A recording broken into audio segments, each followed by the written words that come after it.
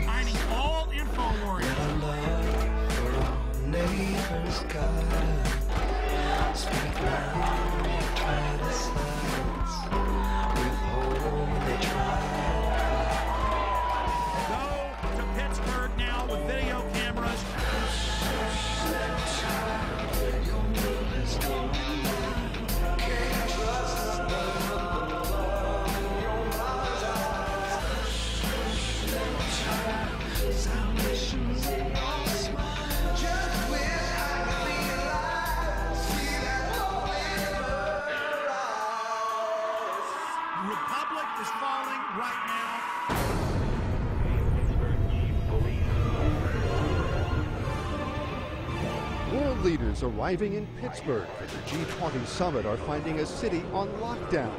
The next moment, my eardrums were blasting, and as that happened, I basically turned around, saw now 40 riot police assisted by military. They're closing in. Run! Get out! I told you! This is why police save us life! You must leave immediately. This was the talk of the town in Hardin on Thursday. Mercedes decked out in the City of Hardin Police Department decals and driven by American Police Force members. We're not disclosing the name of our parent company. We know the guy that owns the company, but we've never seen this name before. Excuse me, you just dropped a bomb on us.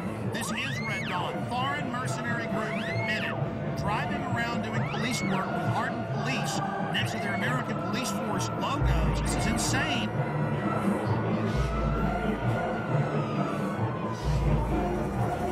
Passengers describe a terror attack and the arrest of a suspect. So he's a controlled asset, and of course it's not a matter of failure to connect the dots. The FBI now has 5 versions of their story. Can you add how they were already getting in Yemen? That's now confirmed. The scanning machines that we currently are beginning to deploy. He told me to go through the scanner, and I said no. It's a real act of submission. They were involved in a cover-up. Kurt, this is huge.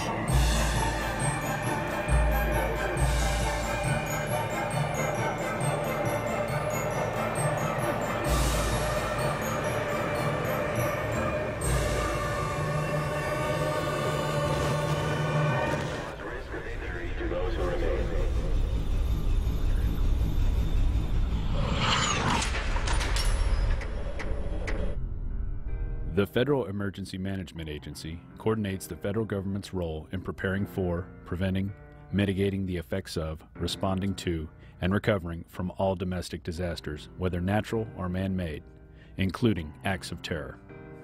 Its beginnings can be traced to disaster legislation passed in 1803 to provide assistance to a New Hampshire town following a fire. Following a string of natural disasters in the 60s and 70s, President Jimmy Carter signed Executive Order 12127 and merged nearly 10 federal agencies into what we now know as FEMA. In March 2003, FEMA joined 22 other federal agencies to become part of Homeland Security. In 2005, Hurricane Katrina hit the Gulf Coast and most notably the city of New Orleans. Federal and local authorities encouraged those who could not evacuate the city to go to the Superdome to ride out the storm, where there would be assistance to take care of them. This is how your government cares for you. This is a FEMA camp.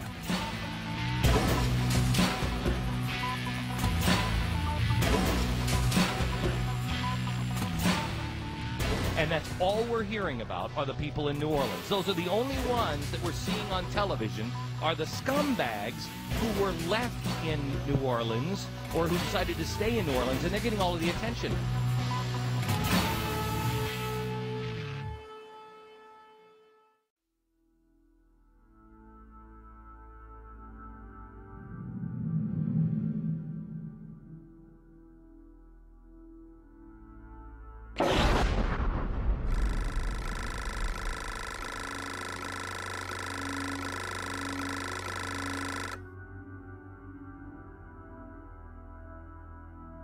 I have made 3 police state films. I have also, written books and news articles on the subject.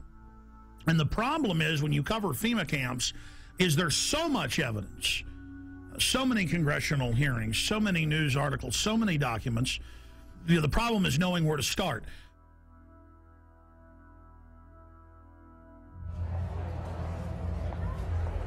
Executive orders. This is how they introduce you. See, they're introducing it all. They've denied they're building all this for all these decades. Now as they unveil it, they're putting their PR spin on it. So Executive Order 10,990 allows the government to take over all modes of transportation and control of highways and seaports. That's been reaffirmed under PDD 51, under the John Warner Defense Authorization Act and others. Executive Order 10,995 allows the government to seize and control the communication media. Executive Order 10,997 allows the government to take over all electrical power, gas, petroleum, fuels, and minerals. Executive Order 10,998 allows the government to seize all means of transportation, including personal cars, trucks, and vehicles of any kind, and total control over all highways, seaports, and waterways. Executive Order 10999 allows the government to take over all food resources and farms. Executive Order 11,000 allows the government to mobilize civilians into work brigades under government supervision. Executive Order 11,001 allows the government to take over all health, education, and welfare functions. What's happening through the imploded economy that the foreign central banks are engineering? Do they make you be beholden to the government? Designates the Postmaster General to operate a national registration of all persons. That goes on through the Selective Service. Executive Order 11003 allows the government to take over all airports, aircraft, including commercial aircraft. Remember when they shut down all flights after 9/11? Executive Order 11004 allows the Housing and Finance Authority to relocate communities, build new housing with public funds, designate areas to be abandoned, and establish new locations for populations. Remember Louisiana, Mississippi, Katrina?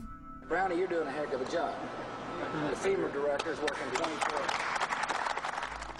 Executive Order 11005 allows the government to take over all railroads, inland waterways, and public storage facilities. Executive Order 11,051 specifies the responsibility of the Office of Emergency Planning and gives authorization to put all executive orders into effect in times of increased international tensions and economic or financial crises. Executive Order 11,310 grants authority to the Department of Justice to enforce the plans set out in executive orders, to institute industrial support, to establish judicial and legislative liaison, to control all aliens, to operate penal and correctional institutions, and to advise and assist the president. So that's your FEMA camps. Executive Order 11,049 assigns emergency preparedness functions to federal departments and agencies, consolidating 21 operational executive orders issued at 15-year period. Executive Order 11,921 allows the Federal Emergency Preparedness Agency to develop plans to establish control over the mechanisms of production and distribution of energy sources, wage, salaries, credit, and the flow of money in U.S. financial institution. In any undefined national emergency, it also provides that when a state of emergency is declared by the President, Congress cannot review the action for 6 months. PDD 51 says never.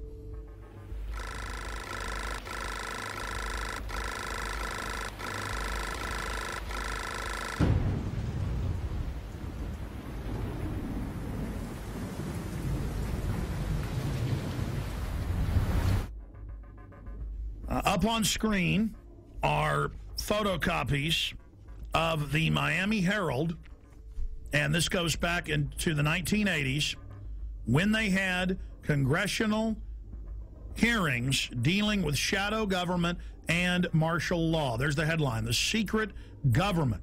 And it talks about secret summits, a plan to take over the government. And it shows the people that were in charge of the continuity of government, Dick Cheney and others. And then we have a congressional hearing where we have Congressman Jack Brooks and others during Iran-Contra bringing up the secret plans, and they're told by Congressman in a way that that can't be discussed. It's a national security issue.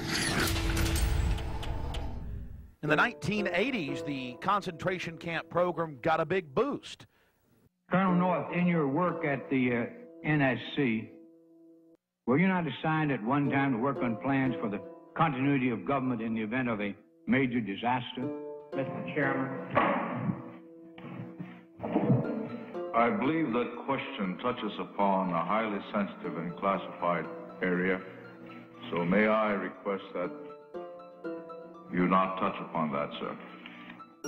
I was particularly concerned, Mr. Chairman, because I read in Miami papers and several others that there had been a plan developed by that same agency, a contingency plan in the event of emergency that would suspend the American Constitution. And I was deeply concerned about it and wondered if that was the area in which he had worked. I believe that it was. May I most respectfully request that that matter not be touched upon at this stage. If we wish to get into this, I'm certain arrangements can be made for an executive session.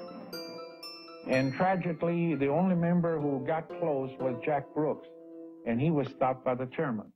But the truth of the matter is that, yes, you do have those standby provisions, and the plans are there, and the statutory emergency plans are there, whereby you could, in the name of stopping terrorism, and invoke the military and arrest Americans and hold them in detention camps. Throughout history, criminals get control of governments. They use phony crises to enslave the public. And they're taking your pension funds, they're taking your money, they're raising the taxes on you, they are going to squeeze the daylights out of us all, and that's why they're geared up for martial law and to take the media over, because this is quite a gamble by the establishment. You know, we should have grand juries indicting the bankers and having them turn states' evidence against each other, and this whole criminal shadow government, national security state should be exposed. Everything it's engineered, and bring in total tyranny and start arresting people for their speech. So it either goes into tyranny or into liberty.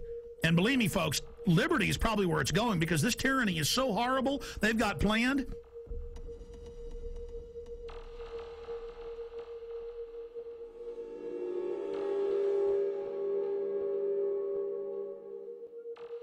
Let's go ahead and go to Congressman a year and a half ago on the Homeland Security Board wanting to know about PDD 51. Now, this fight went on for a year. The cover sheet of Presidential Decision Directive 51 stated the president's a dictator. Congress has no power during any emergency, including economic. So now Congress isn't involved in continuity of government when Congress is co-equal to the president and the courts. In fact, the Founding Fathers said Congress was above the courts and the president, but then later courts said, no, they're equal. Now they're saying they're not. Okay? Because it's harder for a dictator to take control in the Congress because there's 500 people. Separation of powers. The president is where your main dictator will come from, so it's the weakest. It follows the orders of Congress and then executes those orders. But then the chairman of the Homeland Security Committee said, I am co-equal with the president in national security. Let me see PDD 51. And they were told no. But the cover sheet alone states the president's a dictator. Then we see last year PDD 51 being executed, and members of Congress, Senator Inhofe and others, being told martial law will be declared if you don't hand total control and immunity over to the banks. And they followed orders and did it. So the martial law is now in place. And with that comes the FEMA camps. Will we get to that place? Not if we expose it. But we're already got our neck in the noose here. Is the executioner going to pull the lever? I don't know. Let's continue with the congressman talking about PDD 51.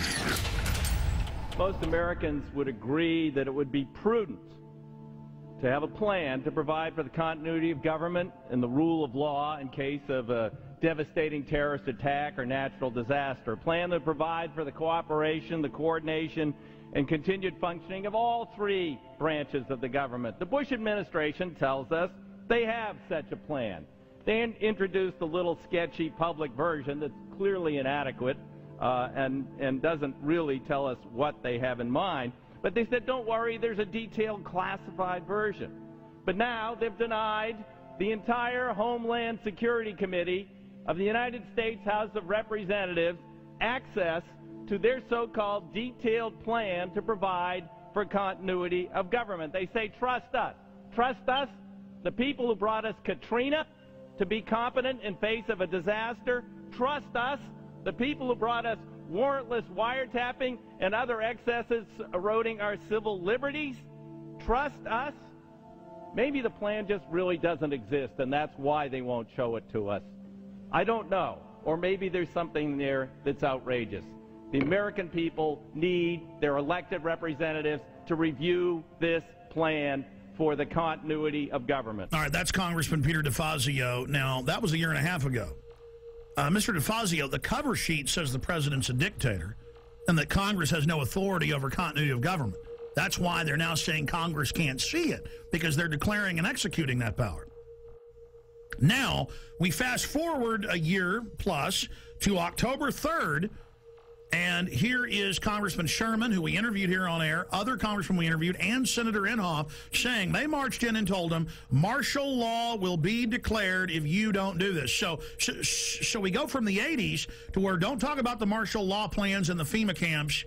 If you want to know about that, you can know about it in executive session, Congressman Jack Brooks, to, oh, Congress, you're not allowed to see the plans now. To Congress, do what we say, we're under martial law. The only way they can pass this bill is by creating and sustaining a panic atmosphere. That atmosphere is not justified.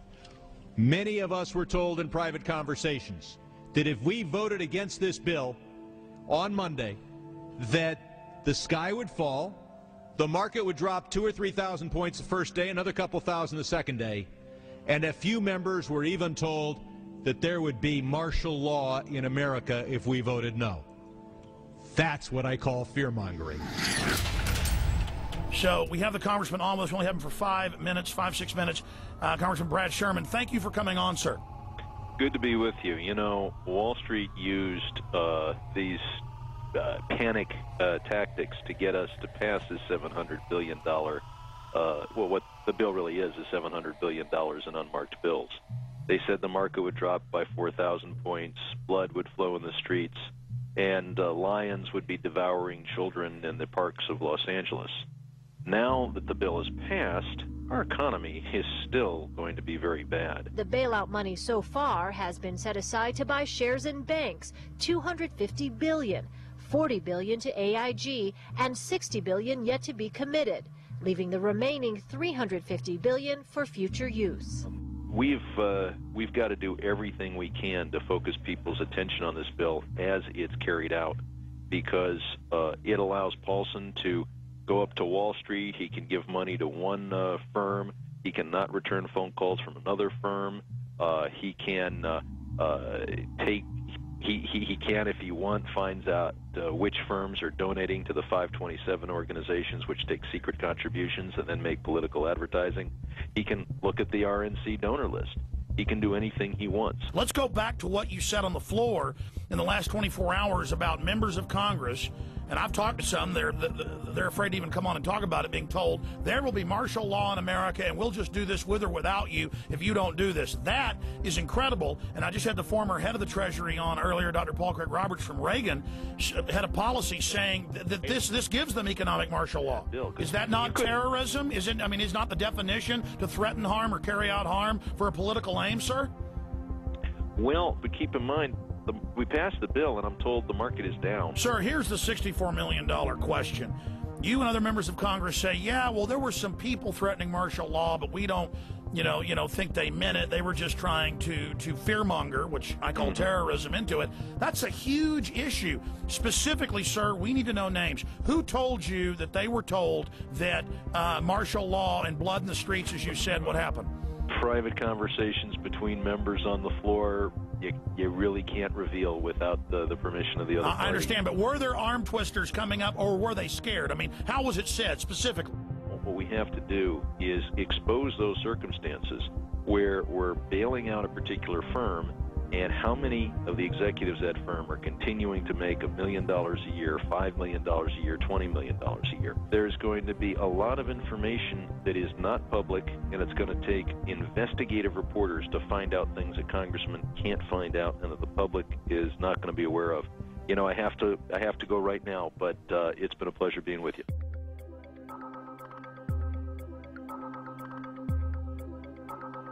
Somebody in D.C. was feeding you guys quite a story prior to the bailout, a story that if we didn't do this, we were going to see something on the scale of the Depression. There were people that were talking about, martial law being instituted, civil unrest, all this kind of stuff. Who was feeding you this information? That's Henry Paulson. We had a conference call early on. It was on a Friday, I think a week and a half before the vote on October 1st. So it would have been the middle, what was it, 19th of September, we had a conference call. In this conference call, and I guess there's no reason for me not to repeat what he said, but he painted this picture you just described. He said, this is serious. This is the most serious thing that we face. It's going to be far worse than the Great Depression of the 30s. And all these things, he was very descriptive of exactly what would happen if we didn't buy out these toxic assets, which he abandoned the day after he got the money.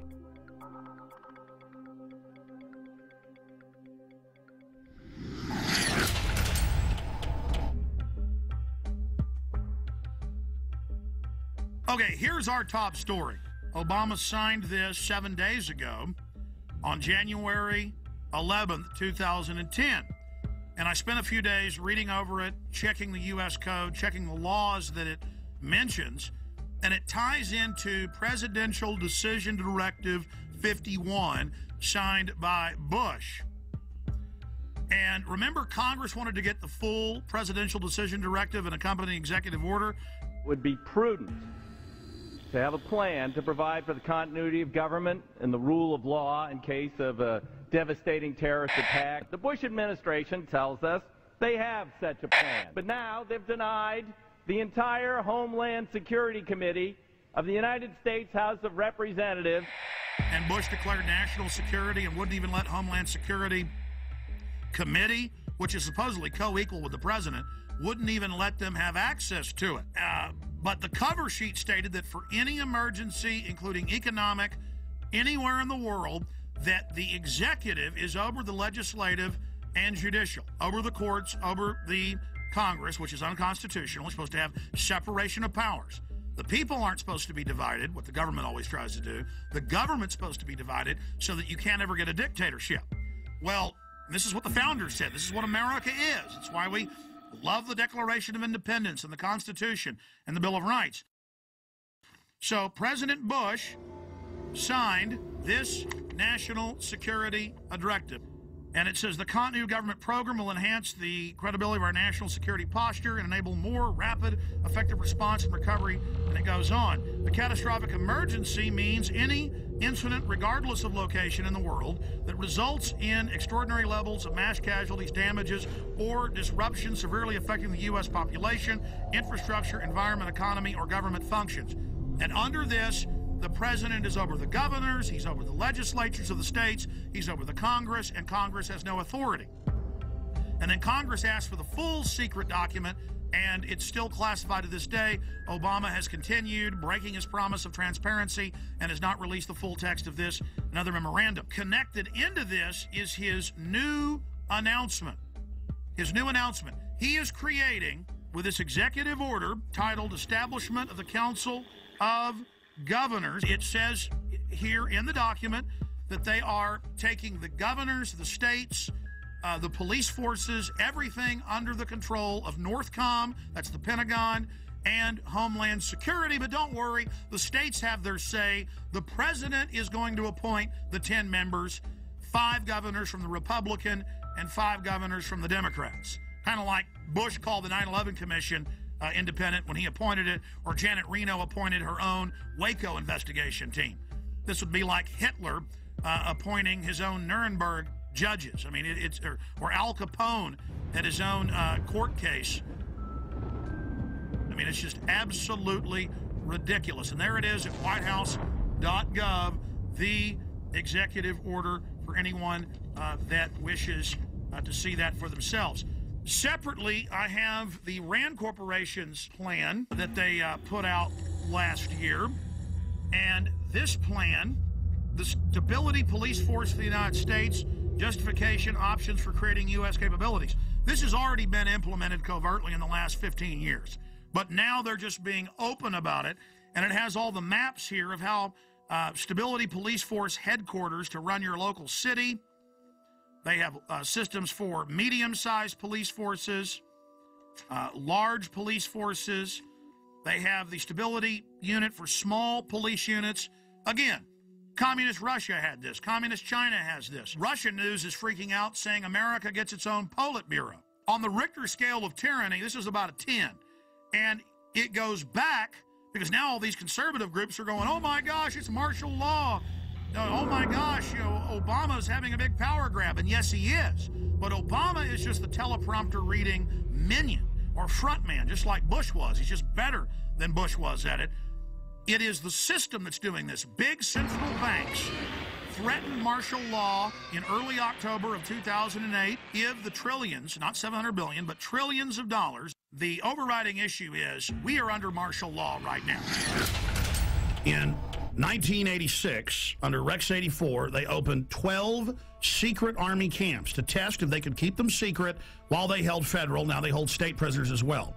Federal prisoners would then be given a few years off their sentence if they agreed to not tell family about it and to go to the labor camps. It is a labor camp, and under the revised military rules, it allows any U.S. citizens to be put in it under forced labor. Here is the Civilian Inmate Labor Camp Program, Army Regulation 210-35. It's exactly 30 pages long. I suggest you Google Civilian Inmate Labor Camp Program. Even if you don't have a computer, go to the library. This is important. Now, this is the big piece of news. This is to establish setting up prison labor camps, negotiations with correctional systems representatives to establish prison camps, governing criteria, civilian inmate labor camps, policy statement, governing provisions for operating civilian inmate prison camps on Army installations, procedures for establishing a civilian inmate prison camp on Army installations, infrastructure, inter-service, interagency, and interdepartmental support agreements, working with local police at the FEMA camps. In 2002, I published my book, Descent into Tyranny. I've been covering it since '97. When it was declassified, but I put it in my book, Descent into Tyranny. This sucker was set up in 1986 at 12 camps. It's since doubled to 24. And from 86 to 97, secretly at labor camps, U.S. citizens, non-military prisoners, were worked on FEMA camps. Now, this was beta testing. They would tell them, you'll be given leniency and only serve half your sentence if you agree to labor. The minute you don't, you'll be sent back on these military bases, but you can't tell anybody national security. See, they were testing, can we keep camps secret from local police or get them to work with us? Can we keep camps secret from the media? So for 11 years, they kept this sucker secret. Reagan, Bush, Clinton. And then Clinton declassifies it and says it's a good thing in '97, and they double the number. We had secret copies of this when I first got on air in about 95, 96, with just the cover sheet of it, and people made fun of us and didn't believe it. Then it was declassified. This is from Army.mil. So here it is, the big kahuna. This is just one section of these, training the troops, training the infrastructure, creating the larger cadres to expand the archipelago of gulags.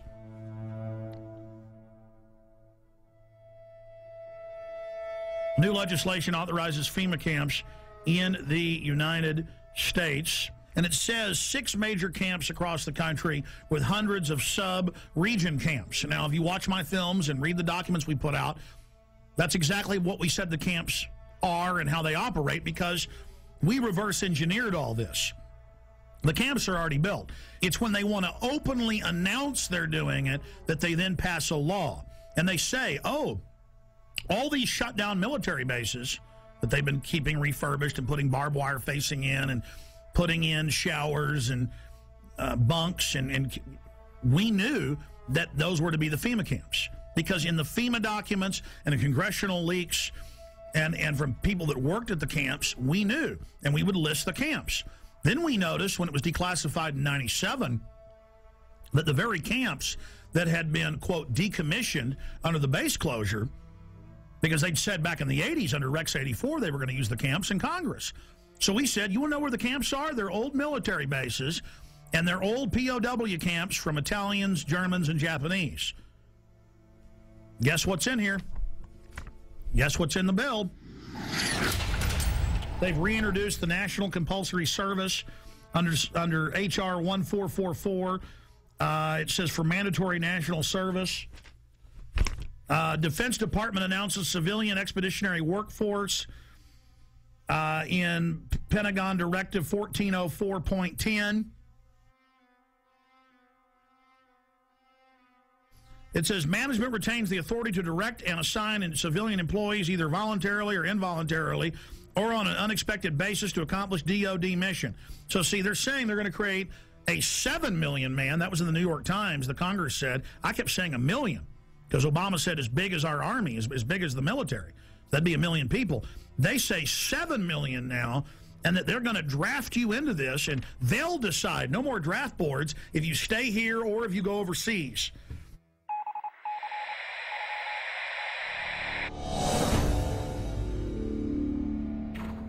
But this just broke. I just showed you the earlier terror training manual saying those that talk about the Constitution are terrorists and are a danger to police, those that are in Second Amendment groups. Here is the MIAC strategic report, and this is 2/2009, the modern militia movement. And they mix in here people that believe there's 9 FEMA regions, people that believe there's a NAPTA superhighway, and they show the official NAPTA superhighway map the government put out. Doesn't exist. Those that don't want RFID chips being planted with them, and they mix it in then with white supremacists and others, and they say, we want you to understand the terrorist symbols. It's don't tread on me flag of the Founding Fathers. You know, the flag of the Founding Fathers, all of it. We're going to go over this. This is amazing. They say in there that there is, no such thing as a New World Order banking takeover, as hundreds of newspapers a day say there will be a new Bank of the World that you pay carbon taxes to. It just doesn't exist. You're insane terrorist if you believe it. I remember my grandfathers, and it was normal just when you were at the dinner table, or even my dad, to explain how governments work and how history worked, and they taught the military. You don't have the military on the streets, and we're here to defend the Constitution, Bill of Rights, not what the president says if it violates that. And we've gone from that now to a strategic report, 2/2009, the modern militia movement, and then they mix gun owner groups, pro-gun groups in with white supremacists. They say those that believe in a new world order, these theories vary, but most always involve a globalist dictatorship. They show, and I'm putting on screen right now, official North American Union SPP maps that have been on CNN of how they're going to have every major highway be an international toll road from Mexico up into the deep north of Canada. And they just say it doesn't exist. These people are insane. I mean, this is a high level of psyop, isn't it, Gerald Celente? Well, that's the way they always do things. They lump them all together, and it's one size fits all. I have a question. Do you believe that the military will fire on its people? They're going to stage riots, and then it's going to look like, oh, they stopped the riots. It's reasonable to set the precedent. Like, oh, we do have FEMA camps for medical care and where you can stay. The troops are here to help at car wrecks. That's how they're rolling it out. And I believe that, I think the way they're going to manipulate the military, I think a lot of them are going to fire on U.S. citizens. Because that's a question we're going to pose in the Trends Journal in the next edition. And I happen to agree with you. They'll stage riots. We always see these people that they call anarchists that always have black, always have dressed in black and have masks on. They've been caught being police sorry, go ahead. No, exactly. No, I agree with you. And I think that they are going to fire on the people, unfortunately. No, don't shoot me, please! Don't shoot me! I haven't done anything! Don't shoot! In this training manual that's going out to police everywhere in the country, it has a "Don't Tread on Me" flag. It shows America, freedom to fascism, and the film Zeitgeist in it. We just showed that, and shows it next to the Turner Diaries, which was a white supremacist thing about killing police. So see how they do guilt by association. I mean, this is just off the charts, and this was sent to me by the Missouri Information Analyst Center. A police officer sent it to me. That's where they got it from. And I've seen these in Texas versions and others. It's the same thing, but they're updating it. I mean, how do they say none of this exists and then mix in mainstream things that are happening with white supremacists and tell police that people are dangerous if they're into this? You're watching Police State 4, The Rise of FEMA. I wanted to take a little break out to explain the history of the Police State documentary films. In 1999, in 2000, and 2001, I made the seminal Police State films that were a viral success on the web and on VHS and DVD. Fast forward 8 years later, it's all come true. Not because I have a crystal ball, but because I'm looking at government documents, I'm looking at the facts, I'm looking at their own white papers. If we can expose the FEMA camps and the executive orders and the shadow government, their system will fail. I've made the film, Police State 4. It's now up to you to get it out to everyone you know. And yes, we need your support. We offer and promote the fact that they're free on YouTube, Google, and thousands of other video sites. We put them out for free.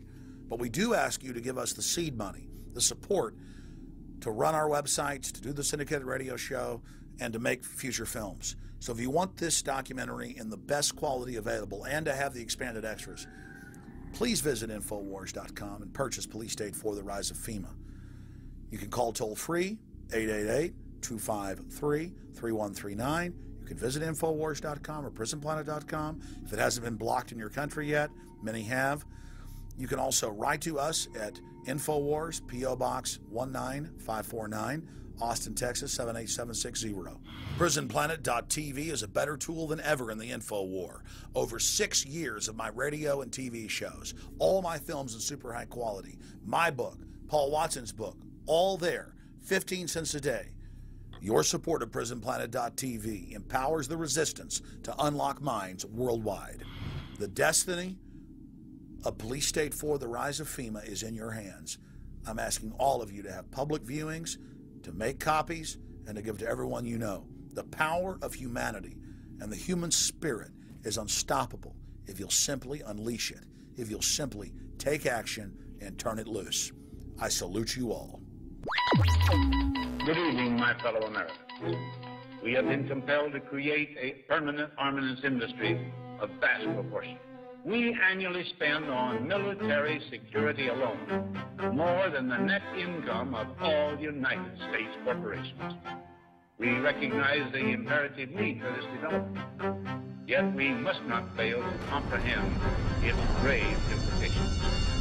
Our toil, resources, and livelihood are all involved. So is the very structure of our society. In the councils of government, we must guard against the acquisition of unwarranted influence, whether sought or unsought, by the military-industrial complex. The potential for the disastrous rise of misplaced power exists and will persist. We must never let the weight of this combination endanger our liberties or democratic processes. Only an alert and knowledgeable citizen can compel the proper meshing of the huge industrial and military machinery of defense, the prospect of domination of the nation's scholars by federal employment, project allocations, and the power of money is ever present and is gravely to be regarded. We must also be alert to the equal and opposite danger that public policy could itself become the captive of a scientific, technological elite. We cannot mortgage the material assets of our grandchildren without risking the loss also of their political and spiritual heritage.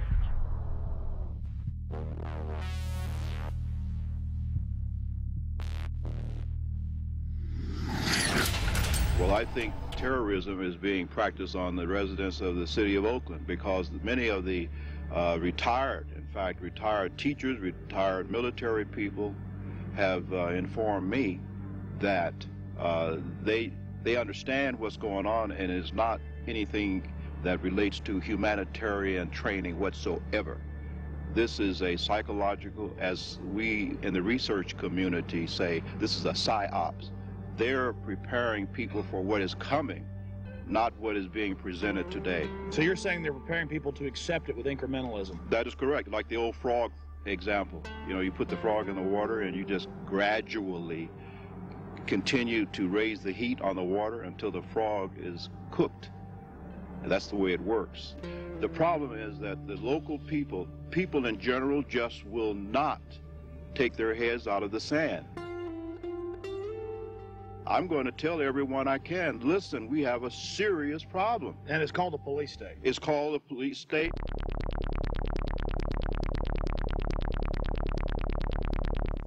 Let's go ahead and get to this. I mean, you want to see, you know, what goes with FEMA camps like a horse and carriage. Troops, militarized police, training with the Army to take over your cities and towns. Let's go ahead and play this YouTube clip, Martial Law is Coming, from News 7 at 11.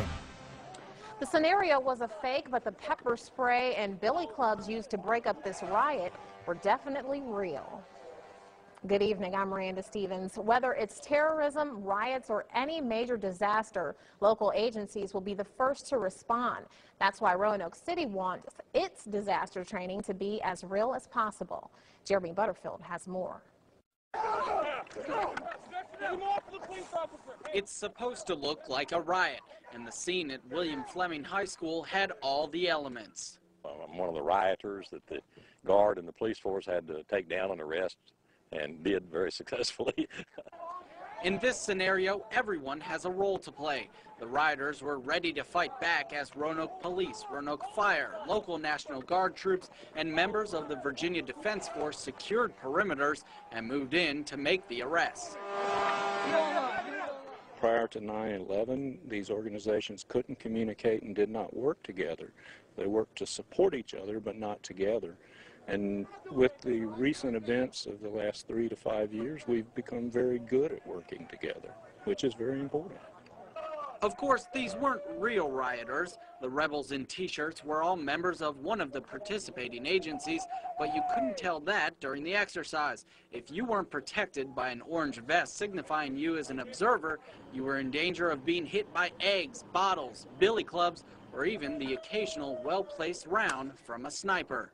We try to make this very real, give a real feel to it. We had the fire department provided some live burning out here, so we had smoke, flames, objects being thrown, a lot of chaos. There's going to be a lot of chaos in a civil disturbance situation, and that's what we want to try to incorporate as much as possible. Teamwork plays a major role. Mountain Police had to coordinate with the fire department, while National Guard troops marched in formation toward the rioters. Without cooperation throughout all the agencies, the rioters would have quickly taken control. I think everybody learned a little bit. Mistakes are made, but we'd rather make those mistakes here than in a real situation. This was the 4th year the agencies have participated in this drill, and organizers say the old adage, practice makes perfect, certainly holds true in the face of disaster. And then, see, you talk about this, and mainstream writes articles about me like I'm crazy, making up troops and troop deployments when it's the Army Times, the Army War College, hundreds of newspapers have announced it, and then I say, hey, that's tyranny, and they go, shut up, Jones doesn't exist. InfoWars story on illegal Tennessee checkpoint prompts action by governor. Friday, listeners pointed out local news saying the Army was going to be out, regular Army running checkpoints, searching citizens with police. The governor got called, our listeners called. The Whiteville Police Department had plans to conduct a seatbelt checkpoint on Saturday, April 4th at Highway 64 within the city limits of Whiteville. The checkpoint was planned to be in conjunction with Homeland Security and the 251st Military Police in Bolivar. After learning about this, I contacted Representative Johnny Shaw, who represents that area, ask you about this. Representative Shaw, you looked into this, and can you tell me what you've learned and where this stands now? I can. Actually, this has been canceled.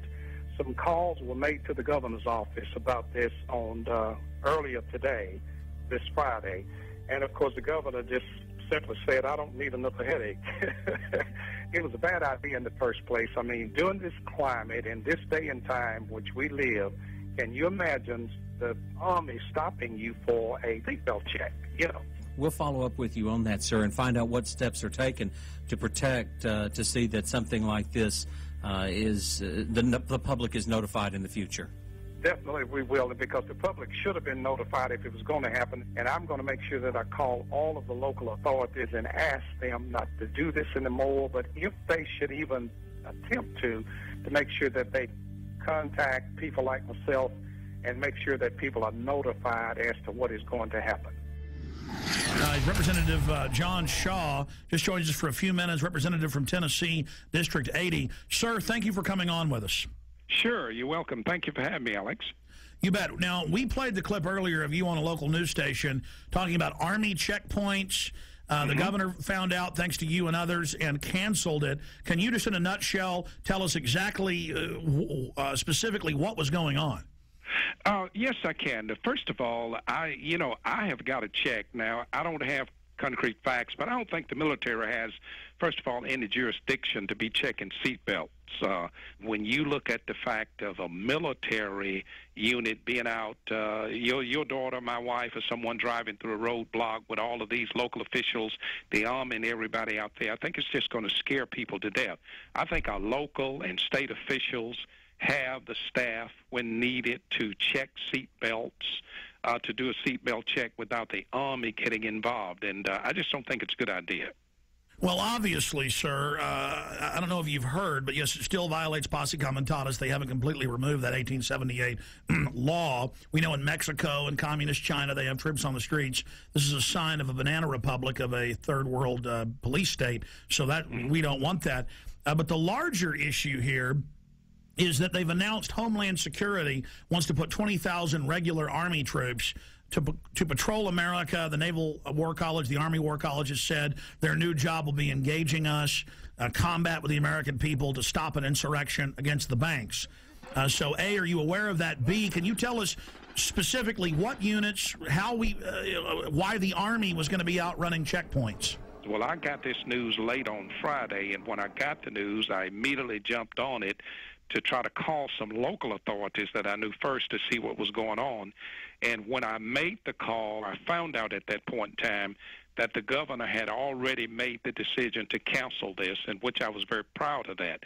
But I am not aware of Homeland Security doing this. I did hear that they would be involved in this roadblock issue on last Friday, but I am not aware of the other part of the question that you asked. Okay, specifically, though, when you talk to the local authorities, whose idea, where did it come from that regular Army is going to be out running checkpoints? I mean, a checkpoint is unconstitutional if you don't have warrants and it's random for the police to do. Now the Army? I mean, again, sir, this is suddenly happening everywhere. This is part of a larger plan. So we as detectives are asking you, any other little tidbits you've got about who was behind this? Well, and I don't know, Alex. I can't answer that question other than the fact that it was going to take place in a little area of my district in a town called Whiteville, Tennessee, which would lead me to believe or to assume that the chief of police there was the one who orchestrated this idea. Was the state involved?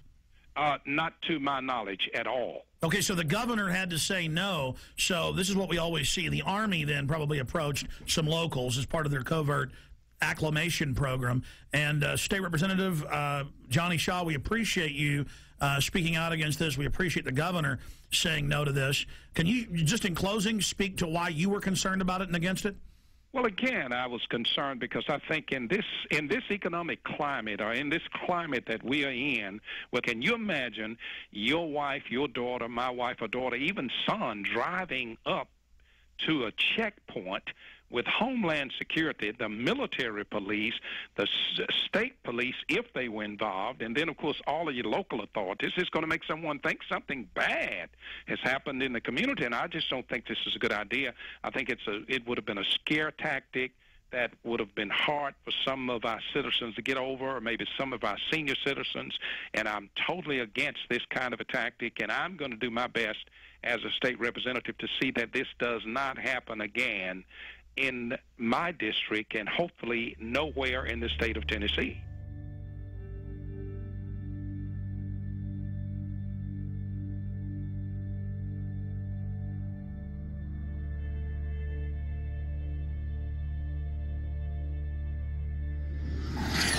Now, this is being done to acclimate the public so they don't panic when troops take over the city hall, the county, the state. This is high treason. And Obama has taken all these new powers that Bush claimed and has expanded them day one. And suddenly the left that was against it isn't saying a thing. So that's part of the preparation. Guardsmen to conduct urban training at Arcadia in April. This is going on scaled back now. It says in this article, going door to door asking if they can search homes looking for weapons. And they practice raiding the local gun shop. And this is for domestic operations. Lieutenant Colonel, I really appreciate you coming on such short notice, sir. My pleasure. Thanks for the invitation. You bet. I saw this article out of the Daily Times Herald in Carroll, Iowa. Have you seen that? I sure have. And it's telling us about an urban warfare drill to be held in several towns. Can you tell us about that? Sure. It's actually a planned training event to provide our soldiers with greater proficiency at what we call cordon and search, which is a mission that, just for a little background, we've deployed nearly 13,000 members of the Iowa National Guard in the global war on terror. And the vast majority of those have been in Iraq and Afghanistan. And one of the missions that they perform in Iraq and Afghanistan on multiple occasions is cordon and search, where basically you are trying to get to an area, cordon it off to make sure everything's safe, and then actually search for caches of weapons or other kinds of contraband which could harm American forces and other like Fallujah, what we saw in Fallujah. Mm-hmm. Correct. Exactly. So because of where we're located in Iowa, there are no active duty bases in Iowa, so we kind of have to create our own urban training environments. So the plan on this particular training event was to actually use a small town of about 450 people. The town has actually kind of adopted the unit, which is called Company A, 1st Battalion, 168th Infantry, and they were more than willing to participate in the exercise.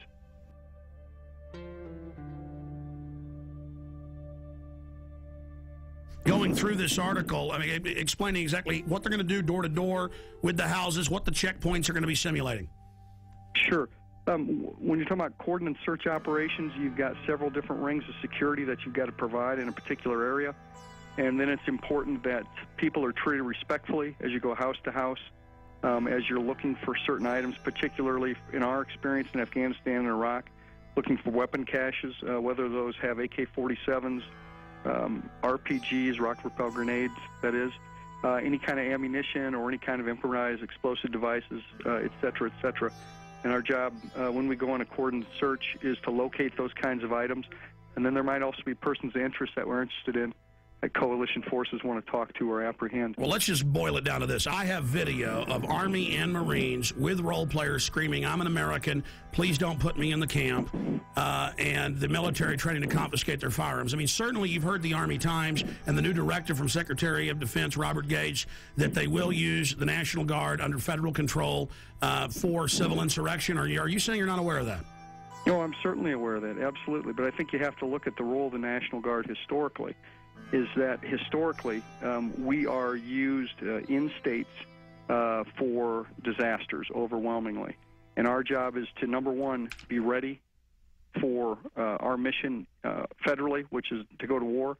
And number two is to help our fellow citizens here in the United States of America. Those But are the Army things that we prepare for and train for. The Army War College 3 weeks ago issued a report saying they're shifting a lot of their focus to engaging the American people and directives on engagement with the American people under NORTHCOM.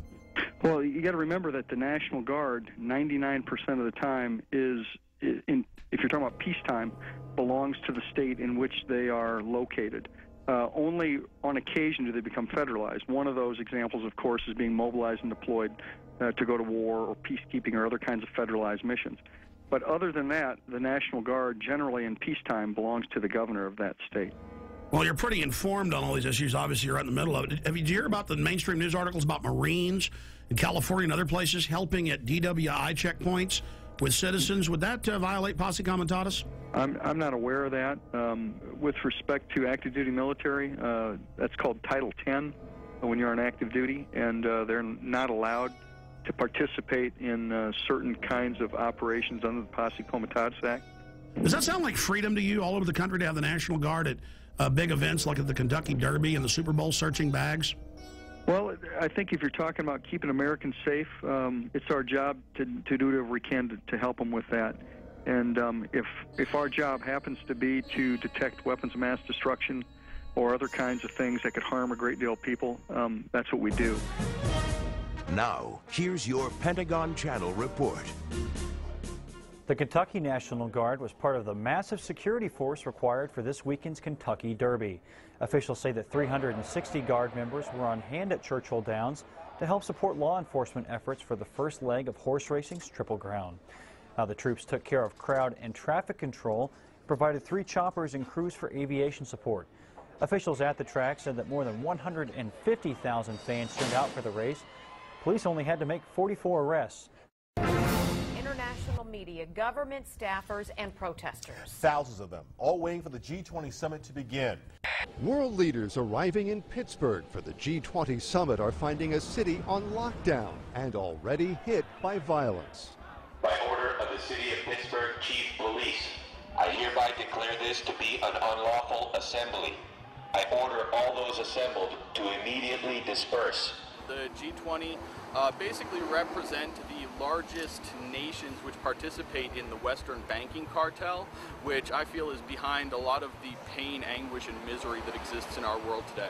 They would like to come up with one central bank for the world to replace the dollar standard, and also have international regulation, a massive expansion of the WTO regulations into the financial markets. You must leave the immediate vicinity. If you remain in this immediate vicinity, you will be in violation of the Pennsylvania Crimes Code, no matter what your purpose is. It's hard that it's setting up as like an us versus them when we're all in the same class. We're in it together, and they're protecting the interests of the world's billionaires. Anytime I've been on a march or anytime I've been arrested, it has been peaceful on our side. It's the state are the ones that cause the violence. You must leave. If you do not disperse, you may be arrested and or subject to other police action. Other police action may include actual physical removal, the use of riot control agents and or less lethal munitions. Ladies and gentlemen, this is breaking news. Do you know why my crew is not live with us right now, why they were out of contact? They are under sustained LRAD sound cannon attack. You know, they rolled these out at tea parties in California and other places. First time I saw them was 2004 in New York. They have the National Guard engaging American citizens right now with deadly acoustic weapons that damage the middle ear. This is happening right now in Pittsburgh, Pennsylvania, while the G20 in mainstream news is getting rid of the dollar, bringing in world government against everybody right now. Listen, this is such a police state there that they tried to talk to the military and talk to a spokesman last night. Defense Link put a press release out, and they said, no, we're not going to talk to you, get out of here. Then they got their license number, had the police pose as Alamo rental car people from the county there, Allegheny County in Pennsylvania. They called them and said, oh, your car's got no brakes, bring it in. And they said, well, we're in the coordinate G20, we're news reporters, we can't get out till tomorrow. And they said, well, that's fine, because I'm a police officer with the Army and FBI, and you've all been put on terror list, and your life's over, boy, and we know you're a terrorist, and you were sneaking around the military base and ran. All lies. Okay, so I just went over. They're going to have a guy come out and talk to us, or they said they'll get us a number to contact. I think he said the PAO. This is probably him right here. every 30 seconds, saying disperse, disperse. We've got them. Let's go to live now. Here they are from Pittsburgh. G20 under attack. Yeah, we're on 33rd and Liberty, and we just passed they had the street blocked off, and they were using the sonic weapon on us. They were using it to broadcast, and then they would ramp up the signal for a brief second to let them know that they could, blow some eardrums out. It got pretty loud. I hereby declare this to be an unlawful assembly. I order all other police actual physical removal, the use of riot control. Everybody dispersed, though, when that started happening. The largest group, went through an alleyway. They're driving right past me right now. Get them on tape. With the gun. They had two of them. They were using them to broadcast messages in Spanish and English. That's the engine right now. You can hear it passing me. And there's a guy sitting on top. The police I'm seeing now are in full riot gear. Are they the police, though, wearing the National Guard bottoms? It looks like Border Patrol. I've seen Border Patrol here, too. They have the dark green Border Patrol uniforms. So federal police in the middle of Pennsylvania. I find it very ironic that it's happening on Liberty Avenue. Very ironic. Burmis, I want to be clear about this. They were shooting you guys with this. Douglas was saying it was hurting. What was this like? The decibel level was very, very high. One moment I was covering the front of the protest. The next moment my eardrums were blasting. And as that happened, I basically turned around, saw about 40 riot police assisted by military, and I ran up and I got all the footage I could. Every once in a while I'd have to take There a you few go, steps back. assisted by military. So this is the military attacking the American people, because in every news article I see, they're together. So that's key for the article Watson's doing. The military was with them. Yeah, absolutely. I mean, they were in military fatigues. SWAT is also here. I got a good shot of one of the military personnel who was on top of the Pittsburgh paddy wagon.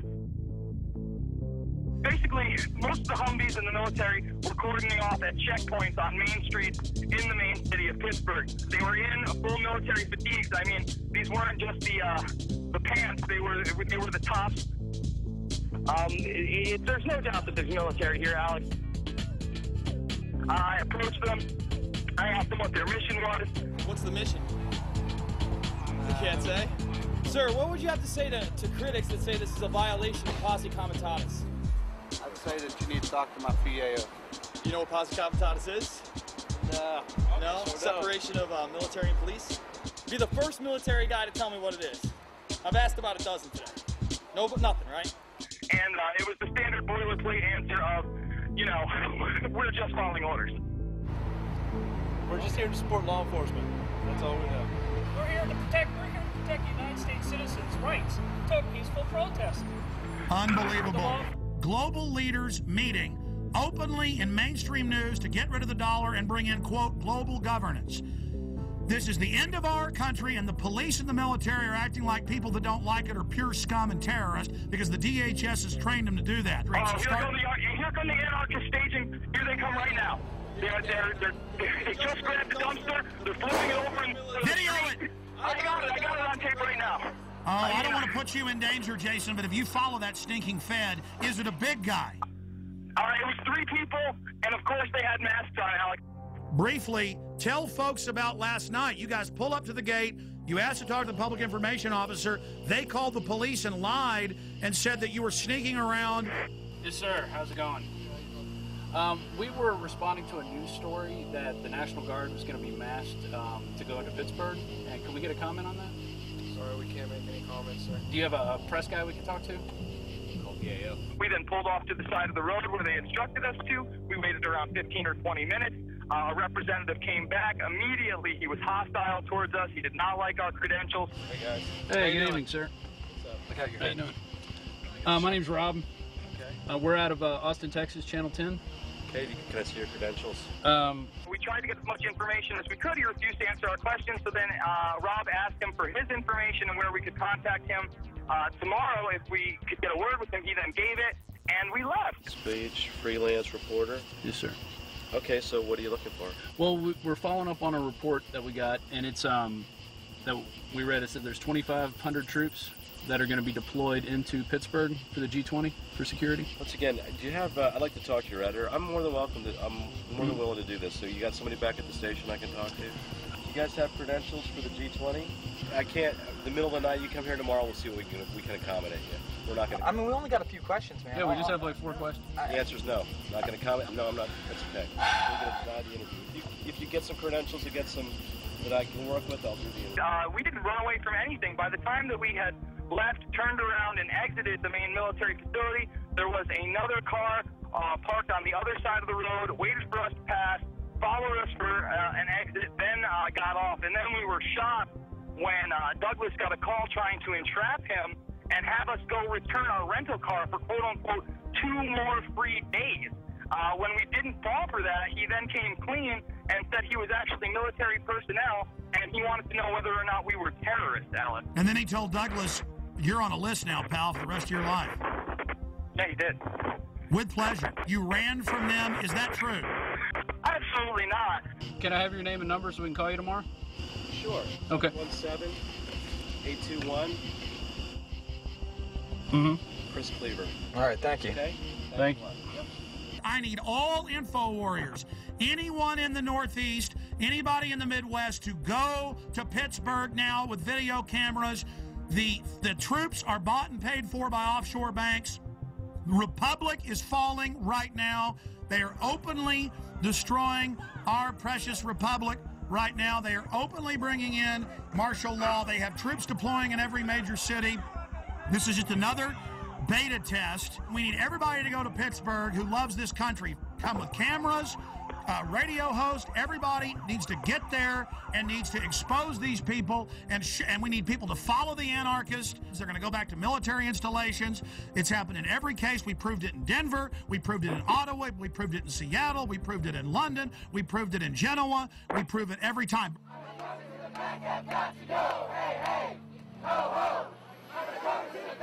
Got to go, hey, hey! Take me, hey! Whoa, It's funny to mock our first right? To think that's funny. Remember Penn State! Remember Penn State! Remember Penn State! Remember Penn State! So you guys take some kind of oath to protect the Constitution, but you're blocking peaceful protesters. My son never do anything like this to his own people. Hey, Alex. Cindy, you've now been hit by the Army and police. This is like Kent State with sound weapons. This is huge news, and it's nowhere on TV. Cindy, tell us what happened. We're just trying to get to downtown so we can exercise our freedom of speech, Alex. And they're blocking peaceful protesters. We don't have any weapons. They're blocking us with the most disastrous, horrible weapons that they can think of. And so, yeah, it's just really awful down here. They have your LRAD. The LRAD was used in Iraq and Afghanistan against insurgents. You're now using these weapons against the American people. How do you feel about that? This is all about training you that you're not supposed to protest and demonstrate. That's why the police pose as anarchists in every case. They've been caught over and over again. This is how the Republic falls, with the stormtroopers in the streets and the world leaders coming to our country to sell it out and the mainstream news reporting it. You guys are hurting your own people. I order all those assembled to immediately disperse.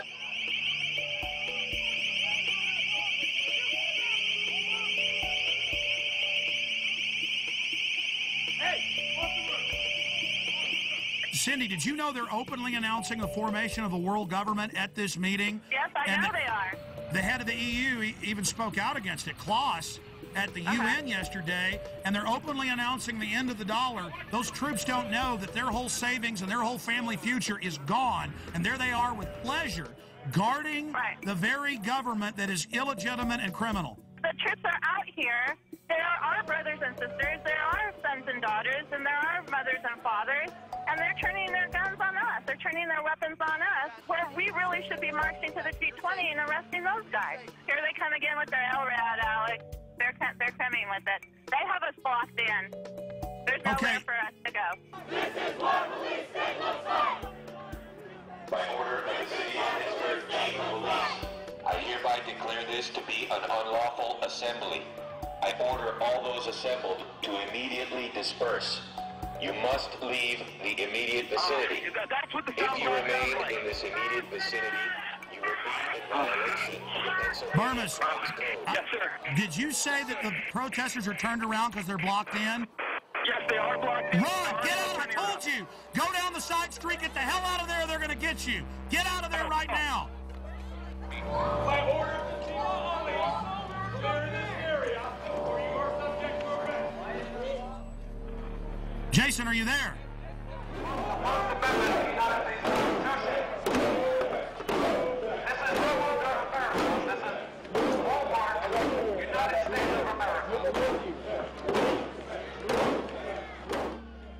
Amazing to have Burmis and Cindy Sheehan and all these people together. They're standing against tyranny. She lost her son.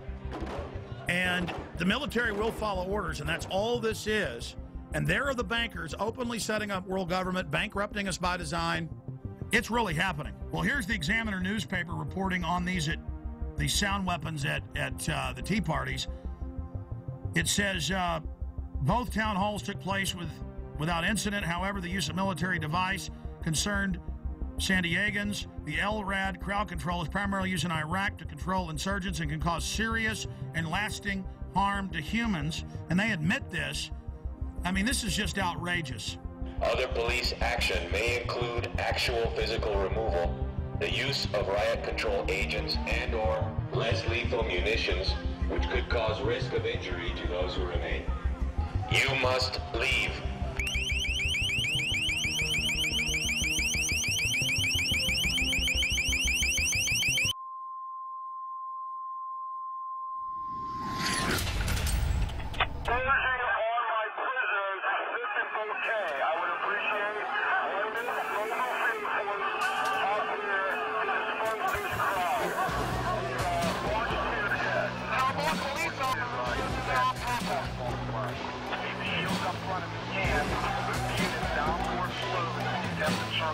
We have units coming up through the park. Pushing towards the park. This is how we're going to push them. After we get the encirclement, we're going to push them down forward back towards Chemley Drive Extension. Leave Chemley Drive Extension open so we continue to push. Then we'll establish a skirmish line along Chemley Drive Extension.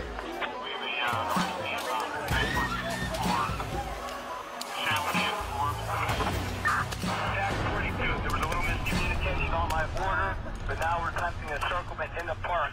The police began to charge following the initiation of a tactic they called kettling. So called as to reflect the purpose of a kettle, to hold in water and heat it until it attempts to boil over. They're closing in. Get out of there. They're going to arrest everybody. And the police, he said, at the last thing, were coming from 3 ways, blocking them in. That's what they do. They corner you and then attack. Stand by for gas deployment. We're setting that up along Melville. Any units, we have 5th Avenue covered. Unit 30, I'd like to express my professional regard to everyone. They did an excellent job down here. That's a young girl right there. In all the operations for G20. Now, let's go ahead and go over these articles. Brigade Homeland Tour starts October 1st. 3rd Infantry's 1st BCT trains for new dwell time mission. Helping people at home may become a permanent part of active Army. And then you read this, the Washington Post reported it, everybody else did. It says, for riot control and civil unrest during a collapse of society. Then the Army War College came out a month later and said, yes, we're preparing to engage the American people. So there's that going on. So they have to have troops to take you to the FEMA camps. Washington Post, 20,000 more U.S. troops to be deployed for domestic security. They then expanded and said it won't be 4,000 troops, it'll be 20,000. Now they're saying, oh, it'll be 40,000 regular Army troops. The very troops that were in Baghdad doing gun confiscation, the very best troops they've got. Here's another one. Marines admit security force to operate inside U.S. This directly from the Marine Corps' own website. And they did it with role players, practicing confiscating people's guns. Here's another one. Unit learns skills to fight different enemy. And this is out of the American Force Press Service. See, this is all part of acclimation. And then in a four-state area in the Midwest a few months ago, there was a report about the Army suddenly locking down parts of cities and doing, and then the disgraced Governor Blagojevich announced about 5 months ago, before he had that big scandal, and we played the newscast here where he said we're going to have the Army go door to door confiscating guns in Illinois. And then we have the first time the Army got called into New Orleans, going to the high and dry areas with the police and FBI. All the weapons will be taken. No one will be allowed to be armed. And then putting people in handcuffs that had guns, taking their guns. Today in New Orleans, they got a lot tougher on the holdouts. Police department, anyone home? Not only the flooded areas, but New Orleans' driest and wealthiest neighborhoods, too. Police department! The police and National Guard going street by street, house to house. We need to make sure, too, that whenever we knock on doors, people refuse to leave. We need to make note, call it in. They say there are no orders to use force, just strong persuasion, sometimes entering open houses with guns drawn, and instructions to disarm anyone inside. You say guns will be taken? No one will be able to be armed. We will take all weapons. That happened today in this wealthy neighborhood where homeowners had armed themselves to protect their mansions. Residents were handcuffed on the ground. In the end, police took their weapons but let them stay in their homes. They were a little bit threatened because our weapons were bigger than their weapons. For many of the police and guard troops, it is an uncomfortable job to do this in an American city. This guard unit occupied a church, using it as a base camp. They had to leave a note because they could not get hold of the pastor to get permission. It is surreal. Yeah, you never expect to do this in your own country. Chris Montgomery says he'd rather be in Iraq than patrolling American neighborhoods. Walking up and down these streets, you don't want to think about the stuff that you're gonna have to do if somebody pops around the corner. Be shooting an American. Yeah. I mean, that's on record. That happened. This is what they're training for. This is what they do the first chance they get. Stop living in denial. Attention, attention, attention. American forces are here to help. Remain calm. We will not tolerate civil disobedience.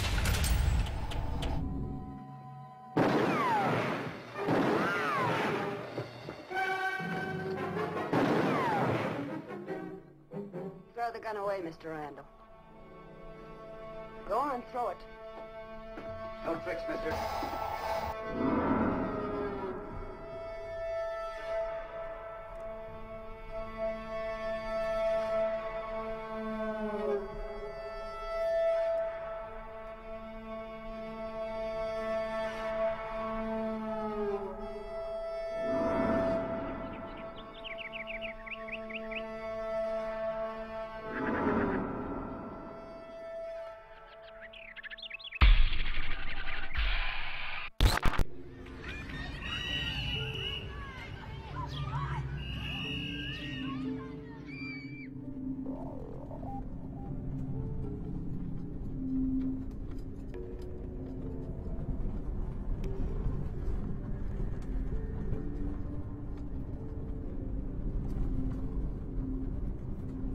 This is the poorest county in Montana, and the $27 million prison has turned into a white elephant. Because there are no prisoners, Glenn and Ray Perkins got laid off after moving to Hardin to take guard jobs.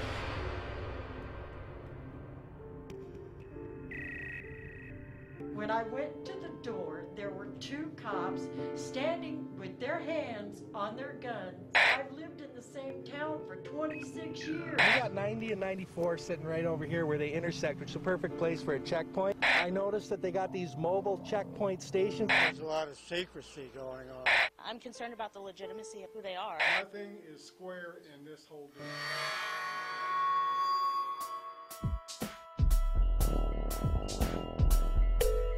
I cannot let my grandchild grow up in this kind of thing.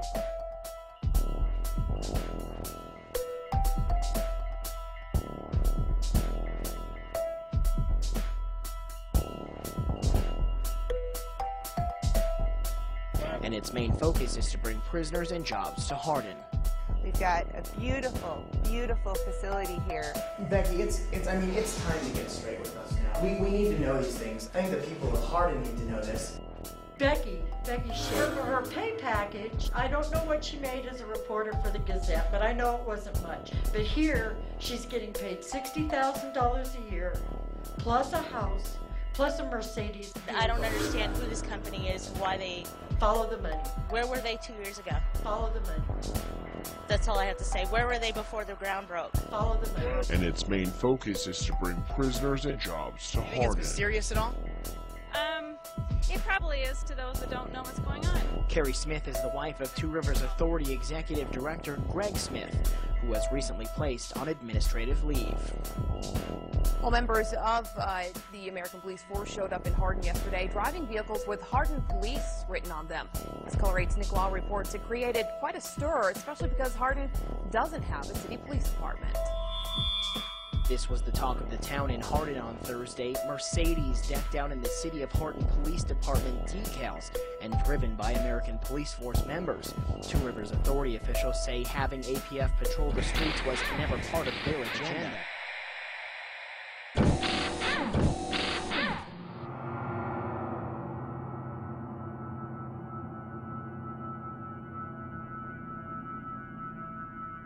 Tell people what's really happening here.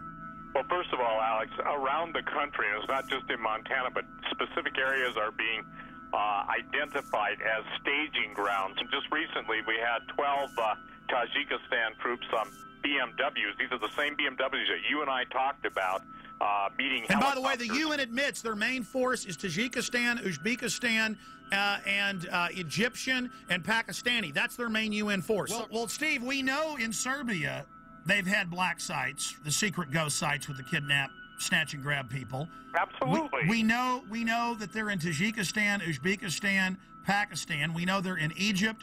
We know they're in Germany. We know they're in Poland. We know they're in the Czech Republic. We also know that they are in other areas. And so this fits the classic MO where they use these private ghost contractors to run this. Oh, I'm having trouble right now even dealing with this and processing it.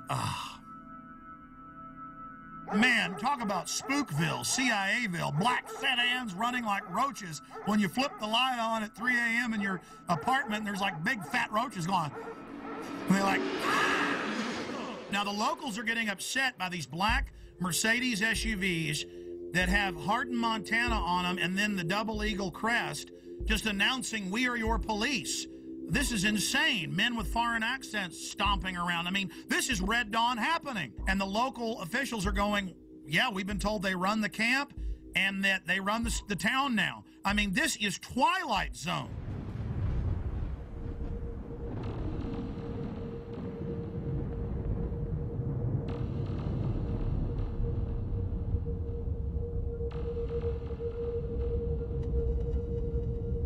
We're going to go to phone calls here in just a moment. Let's talk to Diane in Montana. Diane in Montana, where this is going on. But as Steve said, it's happening everywhere.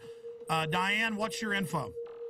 Okay, September 9th, we had a small incident where there was a bunch of SUVs, black Hummers, you name it. It was all there. They even brought a helicopter in. It was 4 miles from my home. So when we went to check it out, they were all over climbing the mountains in camo, dressed up. They were armed, and they said they were just doing a training exercise.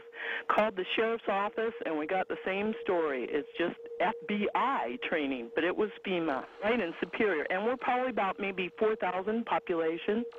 What did the locals think, and how many FBI FEMA troops were there?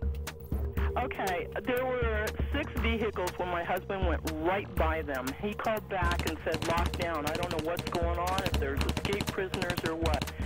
Same time, helicopter came through, right overhead. Called his secretary who was coming in on I-90, told her to check that area out and look at it, and that's when she saw all the camo guys all over the mountainside just crawling up.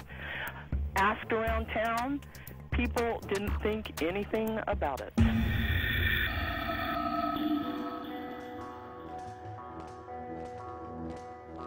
We now go live to Alex Jones on the ground in Hardin, Montana. Alex? Okay, we just got a tour from Becky Shea, the former Billings Gazette reporter that's now the PR spokesperson for this facility for American Police Force. She admitted that it'll be a foreign paramilitary mercenary training facility. She admitted that it's going to be a detention facility. The point is this is just off the charts. They're now doing massive damage control. They're about to give us a tour of the outside of the facility. I just got a tour of only one wing of this gigantic $27 million facility. They would not let us into most of the areas. Just while I was in some of the offices, I saw blueprints, I saw documents. I'm just going to leave it at that. But this story is definitely the mother lode. This is definitely a black site / ghost site in the United States. They plan to have this be a ghost site, but locals blew the whistle. They were definitely going to try to become the police through the Two Rivers Authority, basically taking over the town of Hardin. This individual is tied in with high-powered Serb operatives. His dad is some type of high-ranking Serb, Chatar, but he won't give anybody else his name. Then you have this Hilton character. Again, that's a fake name. He's Serbian. There are German troops here, German paramilitaries, British paramilitaries, but they're keeping back from us deeper in the facility. Yes, I am in one of the black Mercedes-Benz SUVs inside the detention center. Becky is going to be, I'm going to be using the phone as a microphone so she can give us a live report. Becky, what about Blackwater connections? We've been hearing a lot about that, and the company in several places has bragged that they have Blackwater connections. I've heard so many names that it's just absolutely phenomenal to me. We're not disclosing the name of our parent company, and that's it. We're not disclosing the name of our parent company. We stand alone. Oh, there's a parent company. Well, there is a parent company of American Police Force. There is an umbrella company. American Police Force stands alone as a corporation, and we are American Police Force. We are who we are. But if it's a secretive group owned by a secret group and it's headed by a 14-time felon, and then they were putting police decals on their vehicles the first few days, I mean, don't people have a right to be a little bit concerned about this, Becky? There are newscasts for saying they wanted this be Guantanamo Bay West. That was on CNN. That was not American Police Force, and I'd ask you to go back and recheck your sources. That was too. So they've not been requesting to have this as a facility to hold detainees? No, sir. And please, everyone, listen carefully. Two Rivers Detention Facility will not hold Guantanamo Bay nor other multinational offenders. We're a minimum and medium. Why did I see documents on the wall, blueprints saying foreign alien detention facility? This is real. This is a ghost site / black site that we have on. This is a FEMA center they want to hold.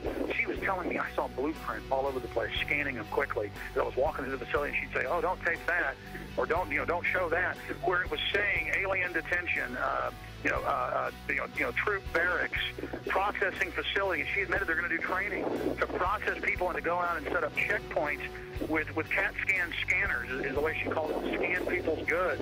So this is a huge processing center. I don't think she even knows everything. She seems pretty freaked out. She gets hired and finds out all this. And we went and interviewed bed and breakfasts, because there's hardly any hotels here. At two of the places, they said, oh, absolutely. Germans, Czechs, Brits, a lot of Serbs, really hardcore-looking people, won't pay in cash, act really suspicious. They've been here for a year. I mean, this is insane what we're dealing with up here. And they're just trying to act like it's all fine. We're not going to tell you our parent company. Everything's fine. Everything's wonderful. I mean, this is bizarro land. Well, court records from Orange County, California indicate Michael Hilton has a lengthy criminal past, including a 6-year prison sentence for a dozen counts of grand theft and other charges. And we learned just yesterday there's a warrant out for Hilton's arrest in Wyoming. American Police Force pulls out of contract negotiations with Two Rivers Authority. All right, Sarah Bradley joins us now live from the newsroom to tell us more about the latest development in this story. Sarah? Hey, Greg, Kathy. APF spokeswoman Becky Shea says it was a company decision to pull out. She says they learned things about the facility that made them lose interest in the deal.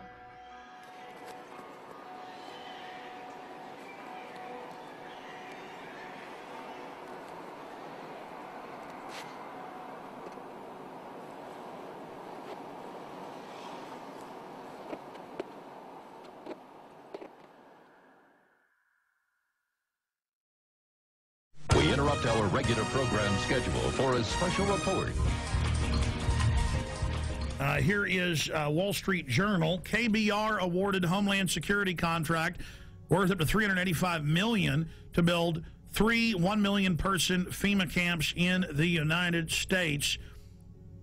It says the ICE detention and removal operations program can be used for illegal aliens and for U.S. citizens and for other emergencies. Here's the New York Times. Halliburton subsidiary gets contract to add temporary immigration detention centers. Just like under Rex 84, the documents came out in the 80s. They said the cover would be for illegal aliens, but it would be really a martial law takeover plan and to suspend the Constitution and take over the media. So there's the New York Times we have saved up on prisonplanet.com. Also, George Bush reopened all the Japanese and German prisoner of war camps in the U.S. and put water in, light in, and then just have them set up and ready. That was in the CBS News. Bush to preserve World War II internment camps. So there's that article. Pentagon paying for fake news in the U.S. White House paying for fake news in the U.S. It's now in the tens of billions every year. This is what's going on. The fake news reports they produced and put on radio and TV that were made by the government. I've had Congress people on talking about how it's illegal, the fake news. All of this is being done. Fake polls, everything. How are they preparing the public? When I saw this at the time, I saw Tommy Franks and Cigar Aficionado. I saw Tommy Franks on CNN, Fox, MSNBC go, gee, I'm real sorry about this, but one more big terror attack, we're going to have a military form of government and martial law. I'm real sad about that, but that's what the American people are going to demand. That's the only thing that'll keep them safe. Now, you don't expect him to come out and say, gee, we're going to have a military dictatorship. Militaries throughout history love taking over societies 99% of the time, and America's just been in the exception. No, he's got to introduce it like, gee, shuck, I'm real upset, but it is the only thing that'll keep us safe. The Constitution won't survive a WMD attack. And I said at the time, I said, he is part of the Pentagon's billions in fake news. That's illegal. The General Accounting Office has already ruled that they're paying off reporters and people to go on TV. I said, I bet my bottom dollar Franks is being paid off. Now they're rolling them out in the news. The camps will be for you when you're starving during the collapse of society, which is what the IMF and World Bank have done to countless third world countries, and their own documents say they want to do it here. They have to fully bankrupt you so they can consolidate everything with the tens of trillions of fiat currency they're holding and hoarding of taxpayer money. And then once the riots start, which they're trying to push, they have Zbigniew Brzezinski on MSNBC, we played that the other day, saying, I'm really worried about these bankers. They're going to cause riots nationwide. Millions and millions of unemployed. People really facing dire straits. And we're going to be having that for some period of time before things hopefully improve. And at the same time, there is this public awareness of this extraordinary wealth that was transferred to a few individuals. And you sort of say to yourself, what's going to happen in this society when these people are without jobs, when their families hurt, when they lose their homes and so forth? As if he isn't one of the engineers of it. See, they know they've got revolution on their hands. They know that we did our job warning the people and exposing what was happening and putting all this information out, and people found out it was true. Here it is. This is from my film, The Road to Tyranny. I have 18 hours of this. I have them training all over the country. I have them teaching police to arrest anybody with a get us out of the UN sticker. This is what's been going on. Here it is. You're damn right, because think about the Christians, okay? Do you accept Jesus Christ, your Lord and Savior? No. What did they do? They took your head off. They beheaded you if you didn't accept Jesus Christ, your Lord and Savior. See, this is reality. Yeah, they're terrorists. But the bottom line is, to them, they are not. When people are passionate about what they believe in, they become a very difficult enemy to beat. Who was the first terrorist organization in the United States? Who? Founding Fathers. You mean Thomas Jefferson? Look at this guy. He's talking about the founding fathers and people that are committed. He's talking about constitutional terrorists. Before that, the cops are so conditioned, they say, who are the terrorists? Who are the first terrorists? The founding fathers. They all know. They all say founding fathers. They've already been taught this many times. He says that's a very difficult enemy to beat. No, you are the enemy when you become an enemy of the Bill of Rights and Constitution and let foreign bankers take us over. Play it again. The guys who we call our founding fathers, George Washington, Mr. Honest, who cut down a cherry tree and admitted it, is the same guy who signed death orders, if you will, on members of the British government, the British Crown, who they wanted to eliminate because politically they had influence in certain pockets of the United States, at that time the 13 colonies, and they wanted to divide and conquer. They may get a whole lot of civilians, and hey, I'm going to be honest with you, okay? If they killed 10,000 civilians tomorrow with a biological agent, that's too bad for them. You see, it was all about Bush was going to do this. No, Bush was a puppet. Just like Nixon and Carter and Reagan and Bush and Clinton and Bush and Obama, they're just puppets, and we always obsess over them, and the media acts like they're running something. It's the executive power held by the National Security Council. In fact, 3 weeks ago, they had an article about General James Jones and the National Security Council saying they've now taken over continuity of government, even from the executive and Homeland Security, and that this private group runs it all. And then General Jones was in the CFR website writing, I take all my orders from former national security heads, Henry Kissinger and the CFR. I mean, that's why in the last week there have been 4 mainstream news articles that we posted at Infowars.com and PrisonPlanet.com with Bilderberg group members like Etienne Davignon, the chairman of Bilderberg, saying, we set up the European Union, we set up the G20, we've set up the New World Order banking system. I mean, now they're openly bragging it's world government and they run it. But it is the awareness itself that will drive the change. And one of the ways it will drive the change is through global governance and global agreements. But the many business leaders who have been present here are among those taking leadership in other ways. Yet these problems can be overcome by a joint effort in and between our countries. 2009 is also the first year of global governance, with the establishment of the G20 in the middle of the financial crisis. The climate conference in Copenhagen is another step towards the global management of our planet. This is collective action, people working together at their best. I think a new world order is emerging, and with it the foundations of a new and progressive era of international cooperation. And then if I dare talk about it, they go, oh, shut up, Jones. You crazy nut, none of that exists. And if you talk about it, you're going to cause violence. Just give in to the New World Order, roll over to it, hand your guns in. Let's start with the airport adventures, which they now admit are going nationwide with the Viper teams at bus stops, train stops, the streets, shopping malls, random vans, sending you through body scanners, biometrically scanning 360 your naked body. Now, I've seen more in-depth images by the actual companies where they can zoom in on pores. Okay, so they're showing you a low-res image, but totally naked, your family, it's child porn, they don't care. Now, if you take a picture of your 2-year-old daughter in diapers, and this made ABC News and CNN, the children's bottoms weren't even seen, but because the children had towels around them hugging. That was a 3-year-old and 2-year-old. They were arrested. Their children were taken. So that's things that aren't bad are called bad. But then the government recording your naked wife, you, your children, and now they're going in at all major airports, 214, and people in Houston are being forced through them, but people are refusing and saying, no, you perverts, you're not going to do that. So Aaron Dykes and Rob Dew, back from 6 days of adventure with the police state in Canada and the U.S., tell us what happened. Well, I got hit up first. This was in D.C. flying to Detroit. Because you got long hair. You get pulled out every time. Some kind of Al Qaeda. But Aaron was already through security, and I walked through, and they go, oh, sir, can you step in here? And I said, so what's that? And they said, oh, this is our RFID scanner. And I said, no, I'm not going in there. And what do you mean? And I said, I'm not going in there. I said, I don't agree with that. And they said, oh, well, it's voluntary. I said, well, good, I'm not doing it. Yeah, but so that's like SeaWorld made you thumbprint at first. It was voluntary. Now it's mandatory. It's like dog training.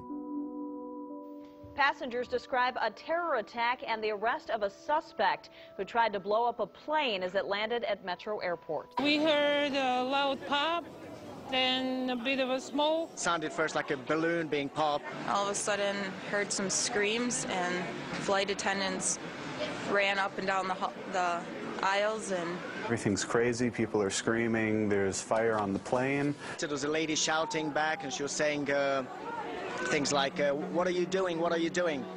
And at that moment, I was sure I was going to die. And we're learning tonight more about the suspect. Let's get to Fox News' Andrea Isom. She begins our team coverage. She is live at Metropolitan Airport. Andrea? As the hours go on, you are right. We are learning more about the suspect, and quite frankly, the details are chilling. The man, the menace, 23-year-old Abdul Mudala of Nigeria. Mudala's despicable actions were all on al-Qaeda's behalf.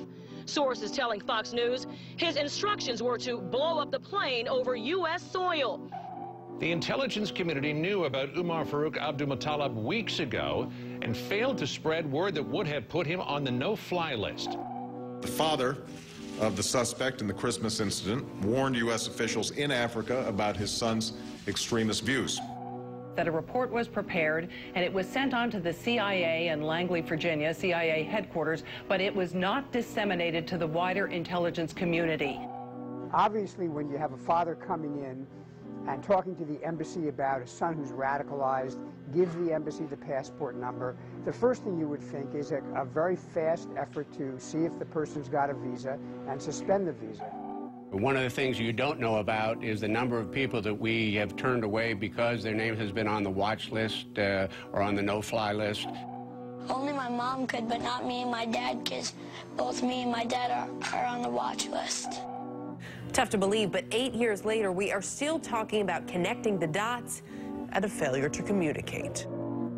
Call for immediate reviews on how this guy got on the plane and how he was able to get some explosives off the plane. So we got a while to go. This is a controlled patsy. Facts are facts. You can have your own opinions, but you can't have your own facts. And we have this same pattern that we've seen again and again. We have these individuals that have very limited mental equipment, but nevertheless they're able to work miracles. In other words, they can do things that a normal person would never be able to do. You'd be arrested, you'd be questioned, you'd be searched, you'd be stopped in some way. He gets out of countries, he's disheveled, looks like he's drugged, stumbling around. I mean, this is classic. He doesn't get on any serious list of for scrutiny or special search. And then we have this famous story of the well-dressed Indian who accompanies him. I saw two men, and they caught my eye because they seemed to be an odd pair. One was what I would describe as a poor-looking black teenager around 16 or 17, and the other man, a age 50-ish, wealthy-looking Indian man, and I was just wondering why they were together. Kind of strange. And I watched them approach what I would call the ticket agent, the final person that checks your boarding pass before you get on the plane. He gets from one plane to another thanks to this patsy minder, a patsy chaperone or patsy monitor. The only person that spoke was the Indian man, and what he said was, this man needs to board the plane, but he doesn't have a passport. And the ticket agent responded, well, if he doesn't have a passport, he can't get on the plane. To which the Indian man responded back, he's from Sudan, we do this all the time. And the ticket agent said, well, then you'll have to go and talk to my manager. And she directed them down a hallway. And that was the last time that I saw the Indian man, and the black man I didn't see again until he tried to blow up our plane. And I'd be interested to see, is there a passport? Won't the FBI please show us a passport if there is one? They won't release the videos from Amsterdam. I mean, this is suspicious. Oh, yes. I think it's beyond suspicious. It's a clear case of a patsy. So he's a controlled asset. And, of course, it's not a matter of failure to connect the dots. We're hearing all about the unconnected dots. No, this is the desired outcome. Let me just point out a couple of other things here. We're told that this alleged bomber, right, Knicker bomber, whatever they call him, he was in contact with this character Awlaki in Yemen. And, of course, this Awlaki, I call him Awlaki the CIA lackey. Awlaki the lackey, and remember, he's a CIA lackey. He's a double agent, a triple agent, if you want. He is used as a kind of beacon to recruit patsies across the world, and they can always sheep dip somebody like Major Hassan. If they want to say, you're linked to Al-Qaeda, they just have you exchange a few emails with this Awlaki, and that's what he's good for, right? He goes back to 9/11 and Hani Hanjour. So this guy is he's a U.S. agent under whatever layers of garb that he's got. The other thing is, how was this young patsy Omar Farouk Muttalib? How is he radicalized? And I think we're getting some pretty good indications that it's this Brixton Mosque, Finsbury Mosque axis in London, the school for patsies, the British patsy Which, by factory. the way, 6 months ago, I remember it, you predicted we'd see plane bombings out of that mosque. This is not so hard to do. Remember Richard Reed, mentally retarded vagrant who was sleeping on the floor of Brixton Mosque, I think. He was given the same PETN explosive by somebody, so that's what this Omar Farouk was given then, allegedly, once again in Yemen. So you can see it fits together, and it all comes from these same places. There are reports today that the Christmas Day body bomber met with an American-born radical cleric, Anwar al-Awlaki. He's believed to be living in Yemen, al-Awlaki is. He's not only been linked to al-Qaeda in the past, but he reportedly exchanged emails with the suspected Fort Hood shooter Nidal Hassan before that shooting massacre in Texas. I would also point out that the security company at Schiphol Airport is ICTS, which is a Israeli-owned firm. They were the same firm that allowed Richard Reed, the shoe bomber, to board the flight, the American Airlines flight to Miami. Same explosive material was found in his shoes as was found in Mr. Muttalib's underwear. They ignored the threats on purpose. Obviously, we had a lot of people sitting at home over the Christmas holidays, families gathered around a television set. Another terror attack, huge problems for travel now. When we talk about screenings at the airport and other protective mechanisms along the way, what should we be doing that clearly we're not? The scanning machines that we currently are beginning to deploy in the U.S. that would give us the ability to see what someone has concealed underneath their clothing. These body scanners are the key with, like, these different psychological syndromes where people serve the abuser. Yeah, because that's what you have to get in, as to where this is going. It's not fun. It's degradation. It's the dehumanization of the individual. So really, what they're telling you is not only do you not own your body, you own nothing. You don't even own the patents to your own genes. They're telling you you're a piece of property. What do they do when you first come into a prison? They strip you and do a medical exam to humiliate you. They hose you down in front of the other prisoners, and they laugh at you, make jokes about you. When Aaron went through, it was even worse because I was behind him. Yeah, I went through. He told me to go through the scanner, and I said no. He said, why aren't you going to do it? I said, it violates my privacy.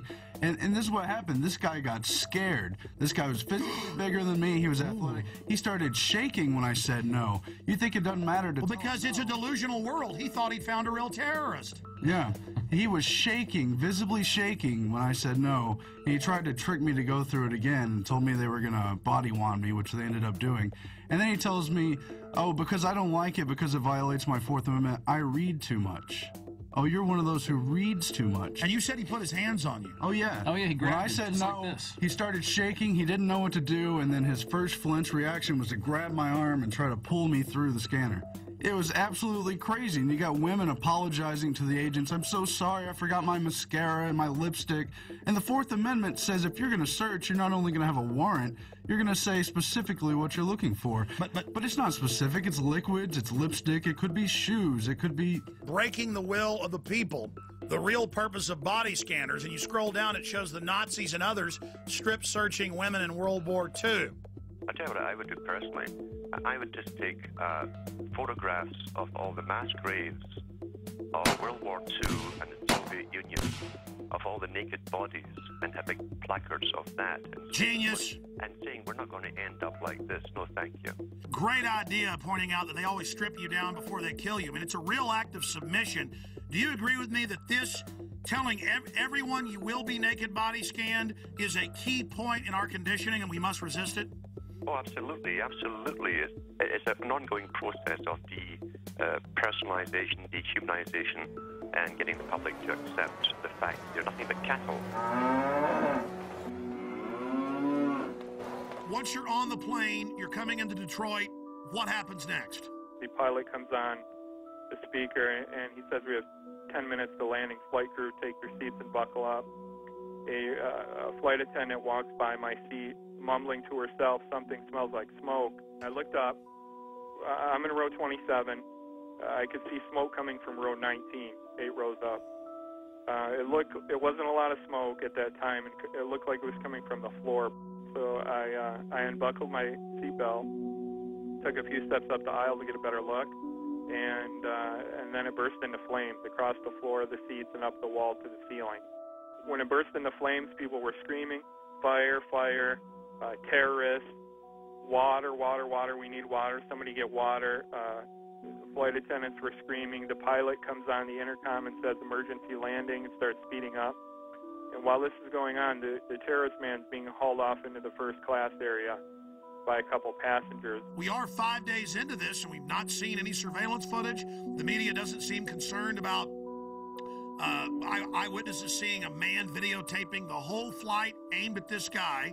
When we first took off, I noticed about 10 seats ahead of us to the left-hand side, he had a camcorder, and I didn't think much of it. I thought maybe this was his first flight and was just excited. And then when the actual incident occurred, I looked up, and he was the only one standing and filming the entire thing. That's obviously an accomplice or a handler or something. We've got this other guy getting him through security. I mean, any other comments? When we were being detained in Detroit, we were held in an area of the baggage claim area. All the passengers from our flight, there was nobody except for some law enforcement personnel. After we had been there for about an hour, all the time with our carry-on bags, 3 bomb-sniffing dogs were brought in. One of them sat down by the bag that was brought in by the man in orange. He had on orange. He appeared to be of Indian or Pakistani or some similar descent, maybe around age 30. He was walked back to a room, not in handcuffs. He went in the door. He was in there approximately an hour. When he came out, he was handcuffed, taken away. An FBI officer came up to the group of the rest of us passengers and said the following, which is not exact but close: "You're being moved to another area. It's not safe here. I'm sure all of you saw what just happened and can figure out why you're being moved." We were taken to a customs area, and they brought bomb dogs in, checked all the luggage with that. Another person was taken aside and handcuffed and brought out, and we were moved into another room for safety reasons, they told us.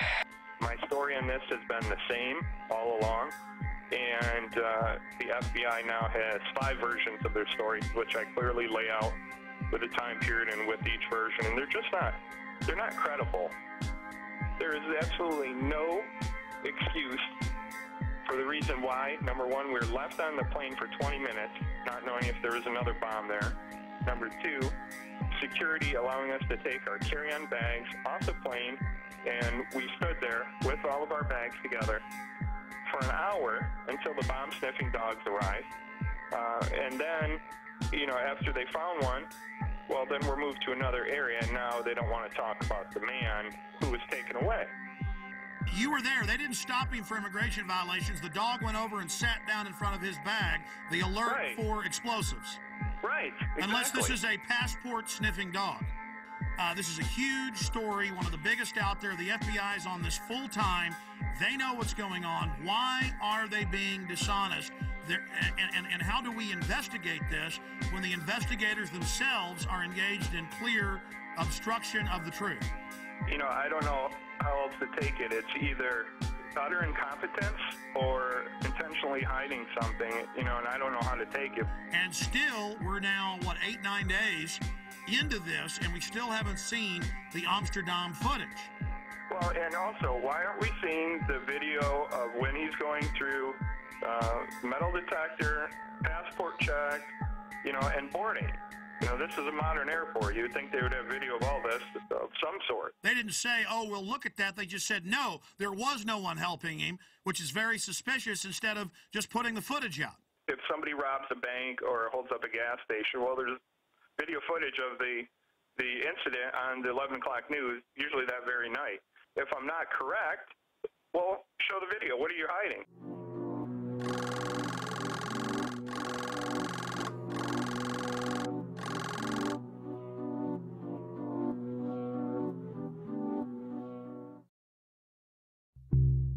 Well, now, Sunday, it came out, 5 days ago, 6 days ago. Authorities were watching different Nigerian on Christmas Day flights, CNN. What a way to take a huge issue and just kind of put it out there like it's milquetoast. Okay, there was somebody else. Yeah, they did arrest him, but we're not going to talk about it. Kurt, there's a definite cover-up, and you've been vindicated in triplicate. Not only that, but I don't know if you caught the ABC News article that came out over the weekend. There were a couple sentences snuck in the bottom of this article about female suicide bombers. I don't know if you caught this. No, tell us. I'll read it to you word for word. Federal agents also tell ABC News they're attempting to identify a man who passengers said helped Abdul Muttalab change planes for Detroit when he landed in Amsterdam from Lagos, Nigeria. Authorities had initially discounted the passenger accounts, but the agents say there is a growing belief the man may have played a role to make sure Abdul Muttalab did not get cold feet. Oh my God, you've been vindicated by them on that. But obviously they think the trail's cold now. They have all the surveillance footage. They were involved in a cover-up. Kurt, this is huge. Well, that was my take on it, but unfortunately for ABC News, they buried it in the bottom of a seemingly unrelated article about female suicide bombers heading here from Yemen. Why is this not front page news everywhere, number one? Number two, why are you burying it at the bottom of this article? Number three, why did you initially discount my story to begin with? It's not like I'm not credible here. And of course, they had COINTELPRO posing as the Patriot movement attacking you. All the usual suspects. I mean, it never ends, Kurt. We are, of course, going to get into the top story today. In plain view, as if it's no big deal, DetroitNews.com. Okay, it was a U.S. government agent that was the smart-dressed man that led Umar Farouk al-Matab, or the underwear bomber, on to the aircraft in Amsterdam. After a month plus of lying and saying that no such man existed, and saying no one else was pulled off the plane in Detroit, supposedly with a bomb. Now they've admitted that happened as well. Kurt Haskell, the lawyer, and his lawyer wife, they've both on record have been proven right with other witnesses. And you add how they were already getting in Yemen. That's now confirmed, Washington Post. They were planning to already launch a bigger attack, 2,000 troops there. And then right on time, right as the body scanners were scheduled to go in January nationwide. That was already scheduled, folks. They're saying on the news, oh, now we're doing this. Now, I went and looked it up. They were scheduled to go in the additional 214 airports. They were in less than 20. So although we have acquired these machines, they are not as widely deployed as they should be. In your current role as a consultant, do you have an interest in body scanners? We consult with all kinds of firms, including firms that do manufacture body scanners. You do have some interest in more sales of body scanners. As well as a lot of other security measures. But I would point out that I've talked about this for probably the last 3 years. Read what the scanners do to your body. And the TSA guys, again, you need to know why you're going to be dying in 5 years of cancer. Go ahead. And then we find this article about terahertz waves, which is what they use to do this scanner. This came in today. And according to one of their studies, I'm just going to read this real quick. Terahertz waves are in the electromagnetic spectrum between microwaves and infrared. And they pass through non-conductive materials such as clothes, paper, wood, and brick.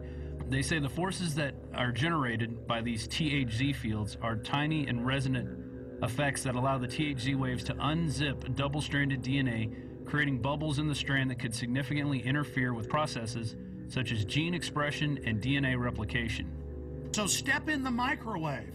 And of course, the fools don't know that the reports you've pulled up and I've looked at, these things are leaking. But the TSA guys are going to love dying of cancer. Oh, yeah. This is fun. Surrounding it. They're all around it. The thing's right there. Well, see, that's kind of the good thing, though. See, evil always gets judged. These guys make excuses. They're going to make excuses about scanning naked children, scanning naked women and men. They're going to make excuses about how it doesn't hurt you. They're the ones that are going to die first. Oh, yeah. 8 hours a day standing around it. And I'm sad for them, but this is what they want. This is what they get. This is a test of the emergency alert system. Let's go ahead and play the clergy response team clip. Now, remember, before this became national news, we got the secret documents from pastors who've been recruited by FEMA. We posted the secret documents with FEMA phone numbers. Train your flocks to turn their guns in. Train your flocks to go to FEMA camps. Train your flocks to take forced inoculations. People didn't believe us, just like they didn't believe the MIAC report. Then, suddenly, local news began reporting it, but like it was a good thing. Now, listen, will martial law ever be a reality? And the preachers are there being paid by the government, faith-based initiative now continuing under Obama, to tell their flocks to do what they're told by the authorities, and the government's biggest threat is the American people. That's a quote. So this is specifically the pastors getting ready for us to go to FEMA camps. And there's thousands of pieces of evidence like this, and Glenn Beck's saying it doesn't exist. Here it is. Law ever become a reality in America? Some fear any nuclear, biological, or chemical attack on U.S. territory might trigger just that. And as KSLA News 12's Jeff Farrell discovered, the clergy would help the government with potentially their biggest problem, us. From my cold, dead hands. Charlton Heston's famous declaration captures a truly American value, the overarching desire to protect our freedoms. But gun confiscation is exactly what happened during the state of emergency following Hurricane Katrina in New Orleans. U.S. troops also arrived, something far easier to do even now thanks to last year's elimination of the 1878 Posse Comitatus Act. That forbid U.S. troops from policing on American soil. If martial law were enacted here at home, like depicted in the movie The Siege, easing public fears and quelling dissent would be critical. And that's exactly what the clergy response team, as it's called, helped accomplish in New Orleans. Jeff, the primary thing that we say to anybody is let's cooperate and get this thing over with, and then we'll settle the differences once the crisis is over. Such clergy response teams would walk a tightrope between the needs of the government versus the wishes of the public.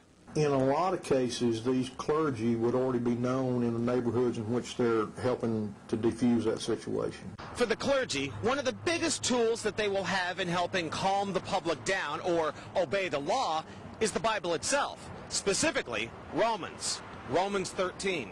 Because the government is established by the Lord, you know, and that's what we believe in the Christian faith. That's what's stated in the Scripture. Civil rights advocates believe the amount of public cooperation may depend largely on how long they expect a suspension of their rights might last. And see, here is Mother Jones. Should Obama control the internet? It says right here, Senator John Rockefeller, goes by J. Rockefeller, has announced they need to end the internet, that it's bad, and that private companies will have government hubs tied into them to snoop on everyone without warrants and to be able to shut down the web instantly. See, right now the government has to get warrants and go out and seize all the hubs. Here's another one. America's secret police. Intelligence experts warn the proposal to merge two Pentagon intelligence units could create an ominous new agency. And the head of cybersecurity just resigned 3 weeks ago, saying the Pentagon and Homeland Security are taking over the internet and it's a threat to freedom in America. So their own guys quitting, saying this takeover is happening. All the radio and TV in the nation under the emergency alert system in '96, under a federal law and executive order, FEMA is wired into the transmitters themselves and cable to take over all the systems and broadcast anytime they want. Before, the stations would tune to a signal themselves. Now that's out of their hands.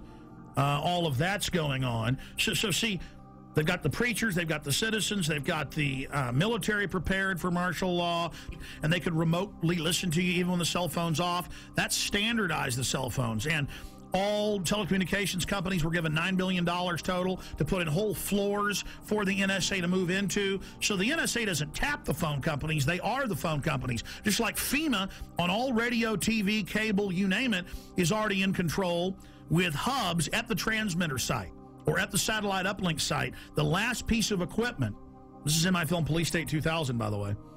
See, I was sitting there talking to the engineer in 1996 at KJFK FM, and he calls me over and goes, look at this, Alex, they're ordering us to do this. Here's all the secret documents. We're not supposed to show this to anybody.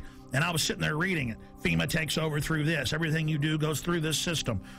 I mean, that's what you hear when it goes, bang, bang, bang. You know, this has been an emergency alert system.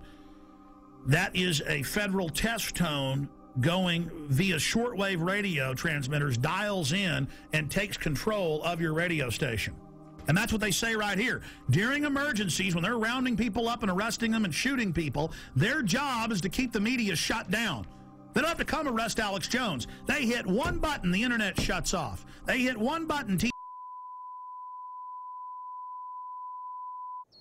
In the not-too-distant future, the self-proclaimed intellectual elite will rule every aspect of our lives. People in the world are content to stay as first or second level maggots. The economy is emerging from the recession. We have to keep geoengineering on the table. Implementation depends on motivation. An alarming and possibly catastrophic disaster. Already the path has been chosen. The design set in motion decades ago. Their endgame? Complete control. Water.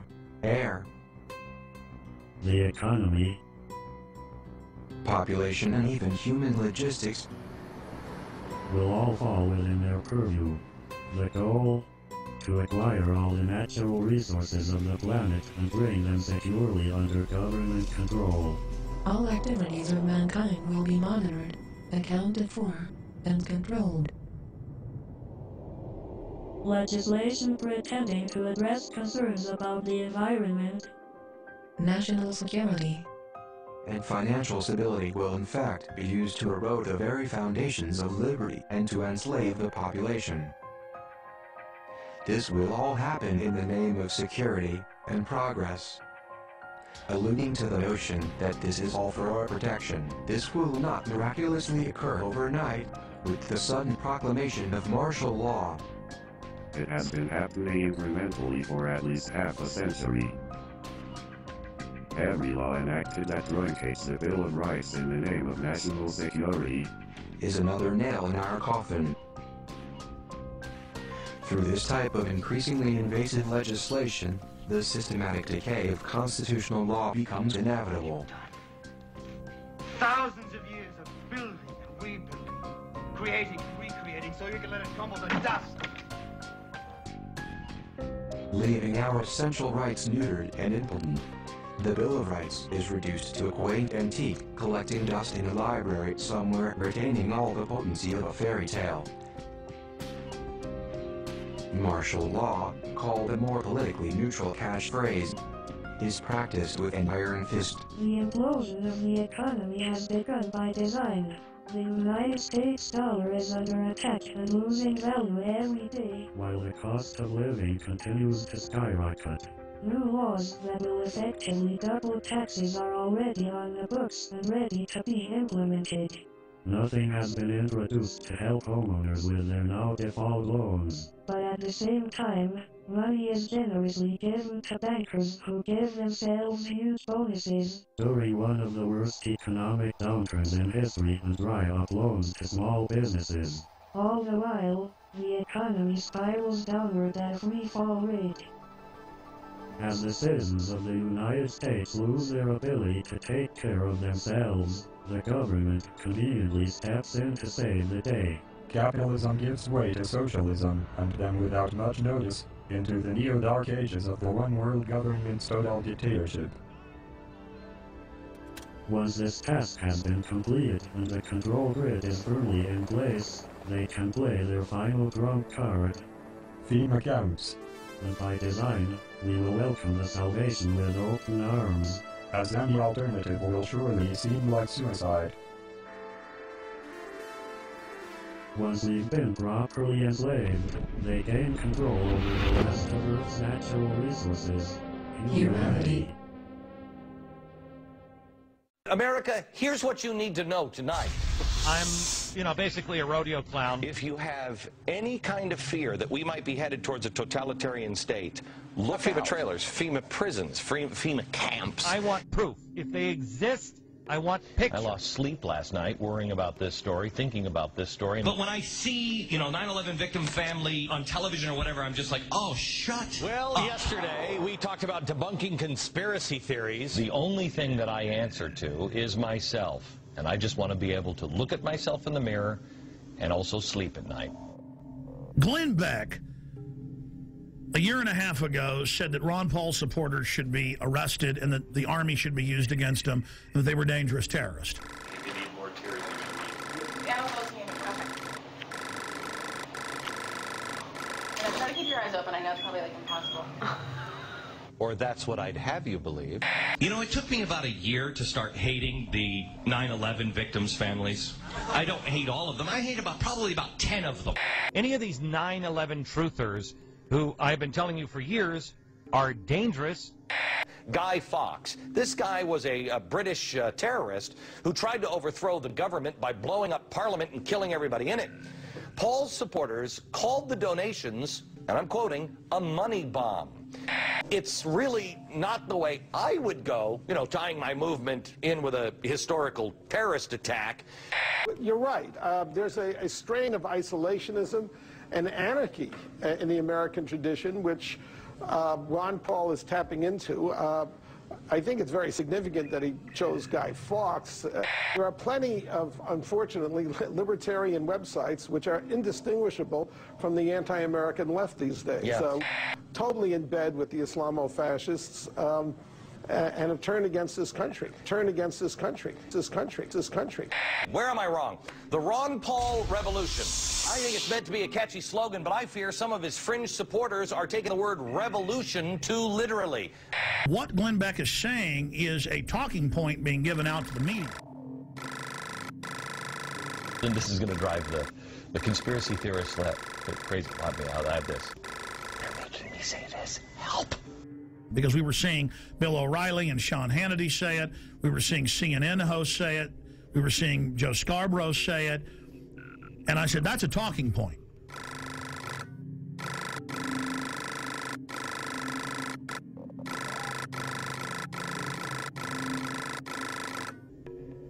And then suddenly he started saying a few months ago, I'm going to expose the FEMA camps. If these things exist, that's bad, and we will cover it. If they don't exist, it's irresponsible to not debunk this story. We have an independent group on this program looking into it, turning over every stone. I am going to bring you this story. He announced a few weeks ago, I'm going to have Popular Mechanics, the yellow journalist, on to debunk all of this. So I asked James from Popular Mechanics to do an investigation on several projects. The first one is the FEMA camp. Yes, and so we put a reporter on this, and what's so interesting here, we're waiting to really do a definitive deep dig on this. We don't like to just come out and say, oh, we've debunked it, you know, after we've looked at it for 2 days. And how is Glenn Beck debunking it? I had predicted tonight, we'll see if I'm right, that he will do a straw man and focus on the websites that are getting it wrong. And what we did was we looked into these claims. You know, you can't go and visit every one of the 600 sites that some of these conspiracy theorists claim. So we started looking at the ones that are most popular on the internet. And I said, well, look out, folks. He's just trying to get your confidence to then discredit it later.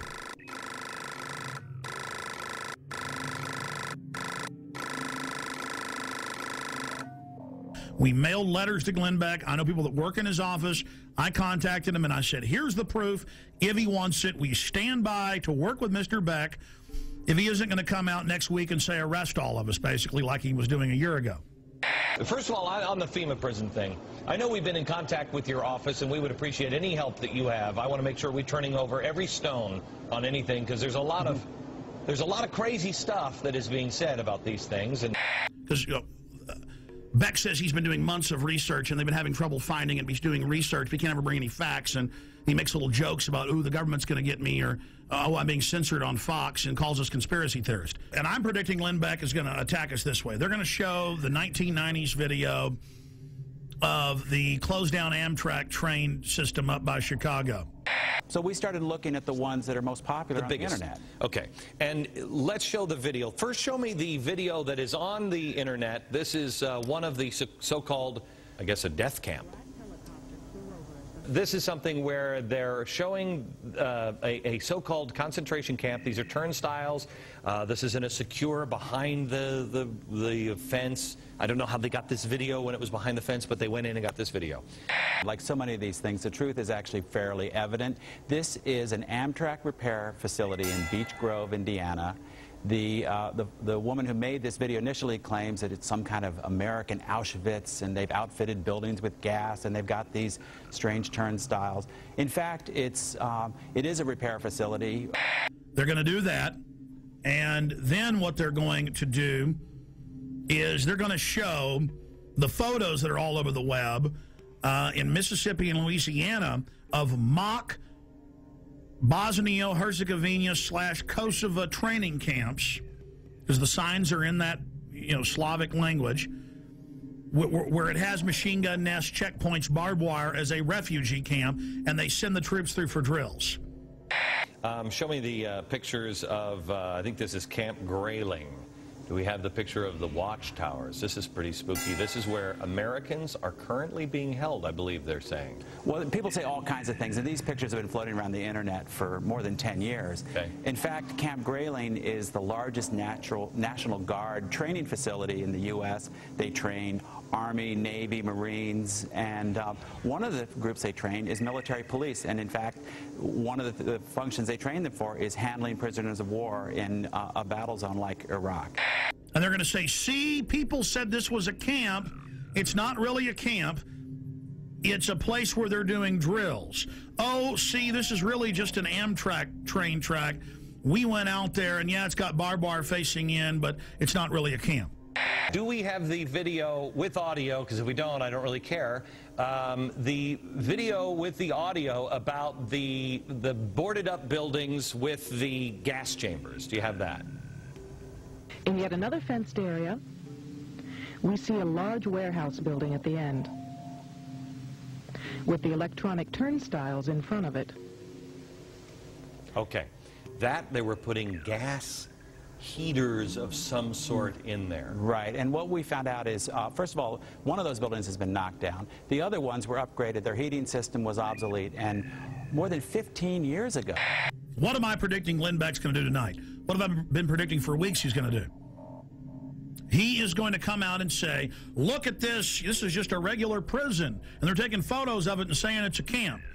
Oh, look at this. There's a kernel of truth. They have introduced a bill for during emergencies to have FEMA places for folks to go. I mean, they've got to do that, like Katrina.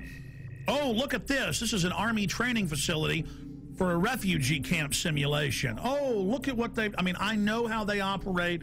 I know how Popular Mechanics operates. I mean, I was right about Glenn Beck setting you up when he said he was going to expose the FEMA camps, and I said, you watch, he's going to debunk them.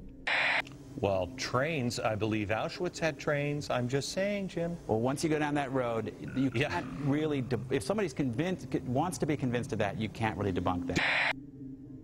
I understand these people because he reads off a script, ladies and gentlemen. I know the sheet of music he's singing off of. I know the next line in the chorus. This stuff is scripted. So the establishment comes out and mixes some truth about FEMA camps and things, but then makes jokes about it, mixing it in with patriots and gun owners are dangerous. He's currently doing that. And then people some of them get fooled by that. I challenge Glenn Beck. You claim you've been doing research for weeks on this and you can't sleep. Okay, buddy. Everybody's going to email you, your radio show and Fox News, the last 45-minute piece we've done. Your little staffers can watch that, and everything there can be Googled, pulled up from government documents at the Army.mil and FBI and everywhere else, and then you'll have a clear picture of what's being set up and how they now have to orchestrate an economic collapse to get us to accept this as society breaks down.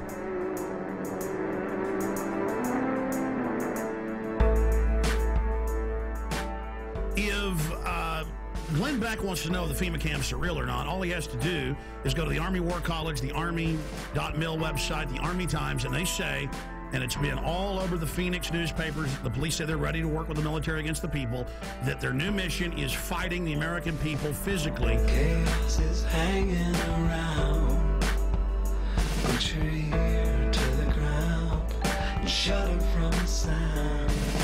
The death machine ain't slowing down, it's gaining pound for pound. A gas mask is the couture in the summer of rage. They're building mass graves within the states. You and I, they'll vaccinate. They're preparing us for an all-out police state.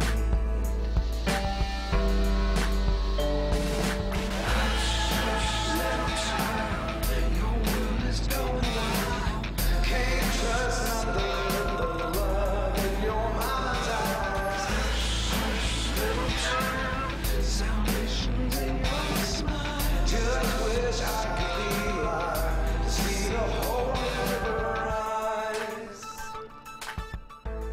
They state that Congress has no authority during emergencies and the president's basically absolute dictator. When Congress wanted to see the detailed documents, they were told you're not allowed to under national security. When Congress is co-equal to the president, that is dictatorship.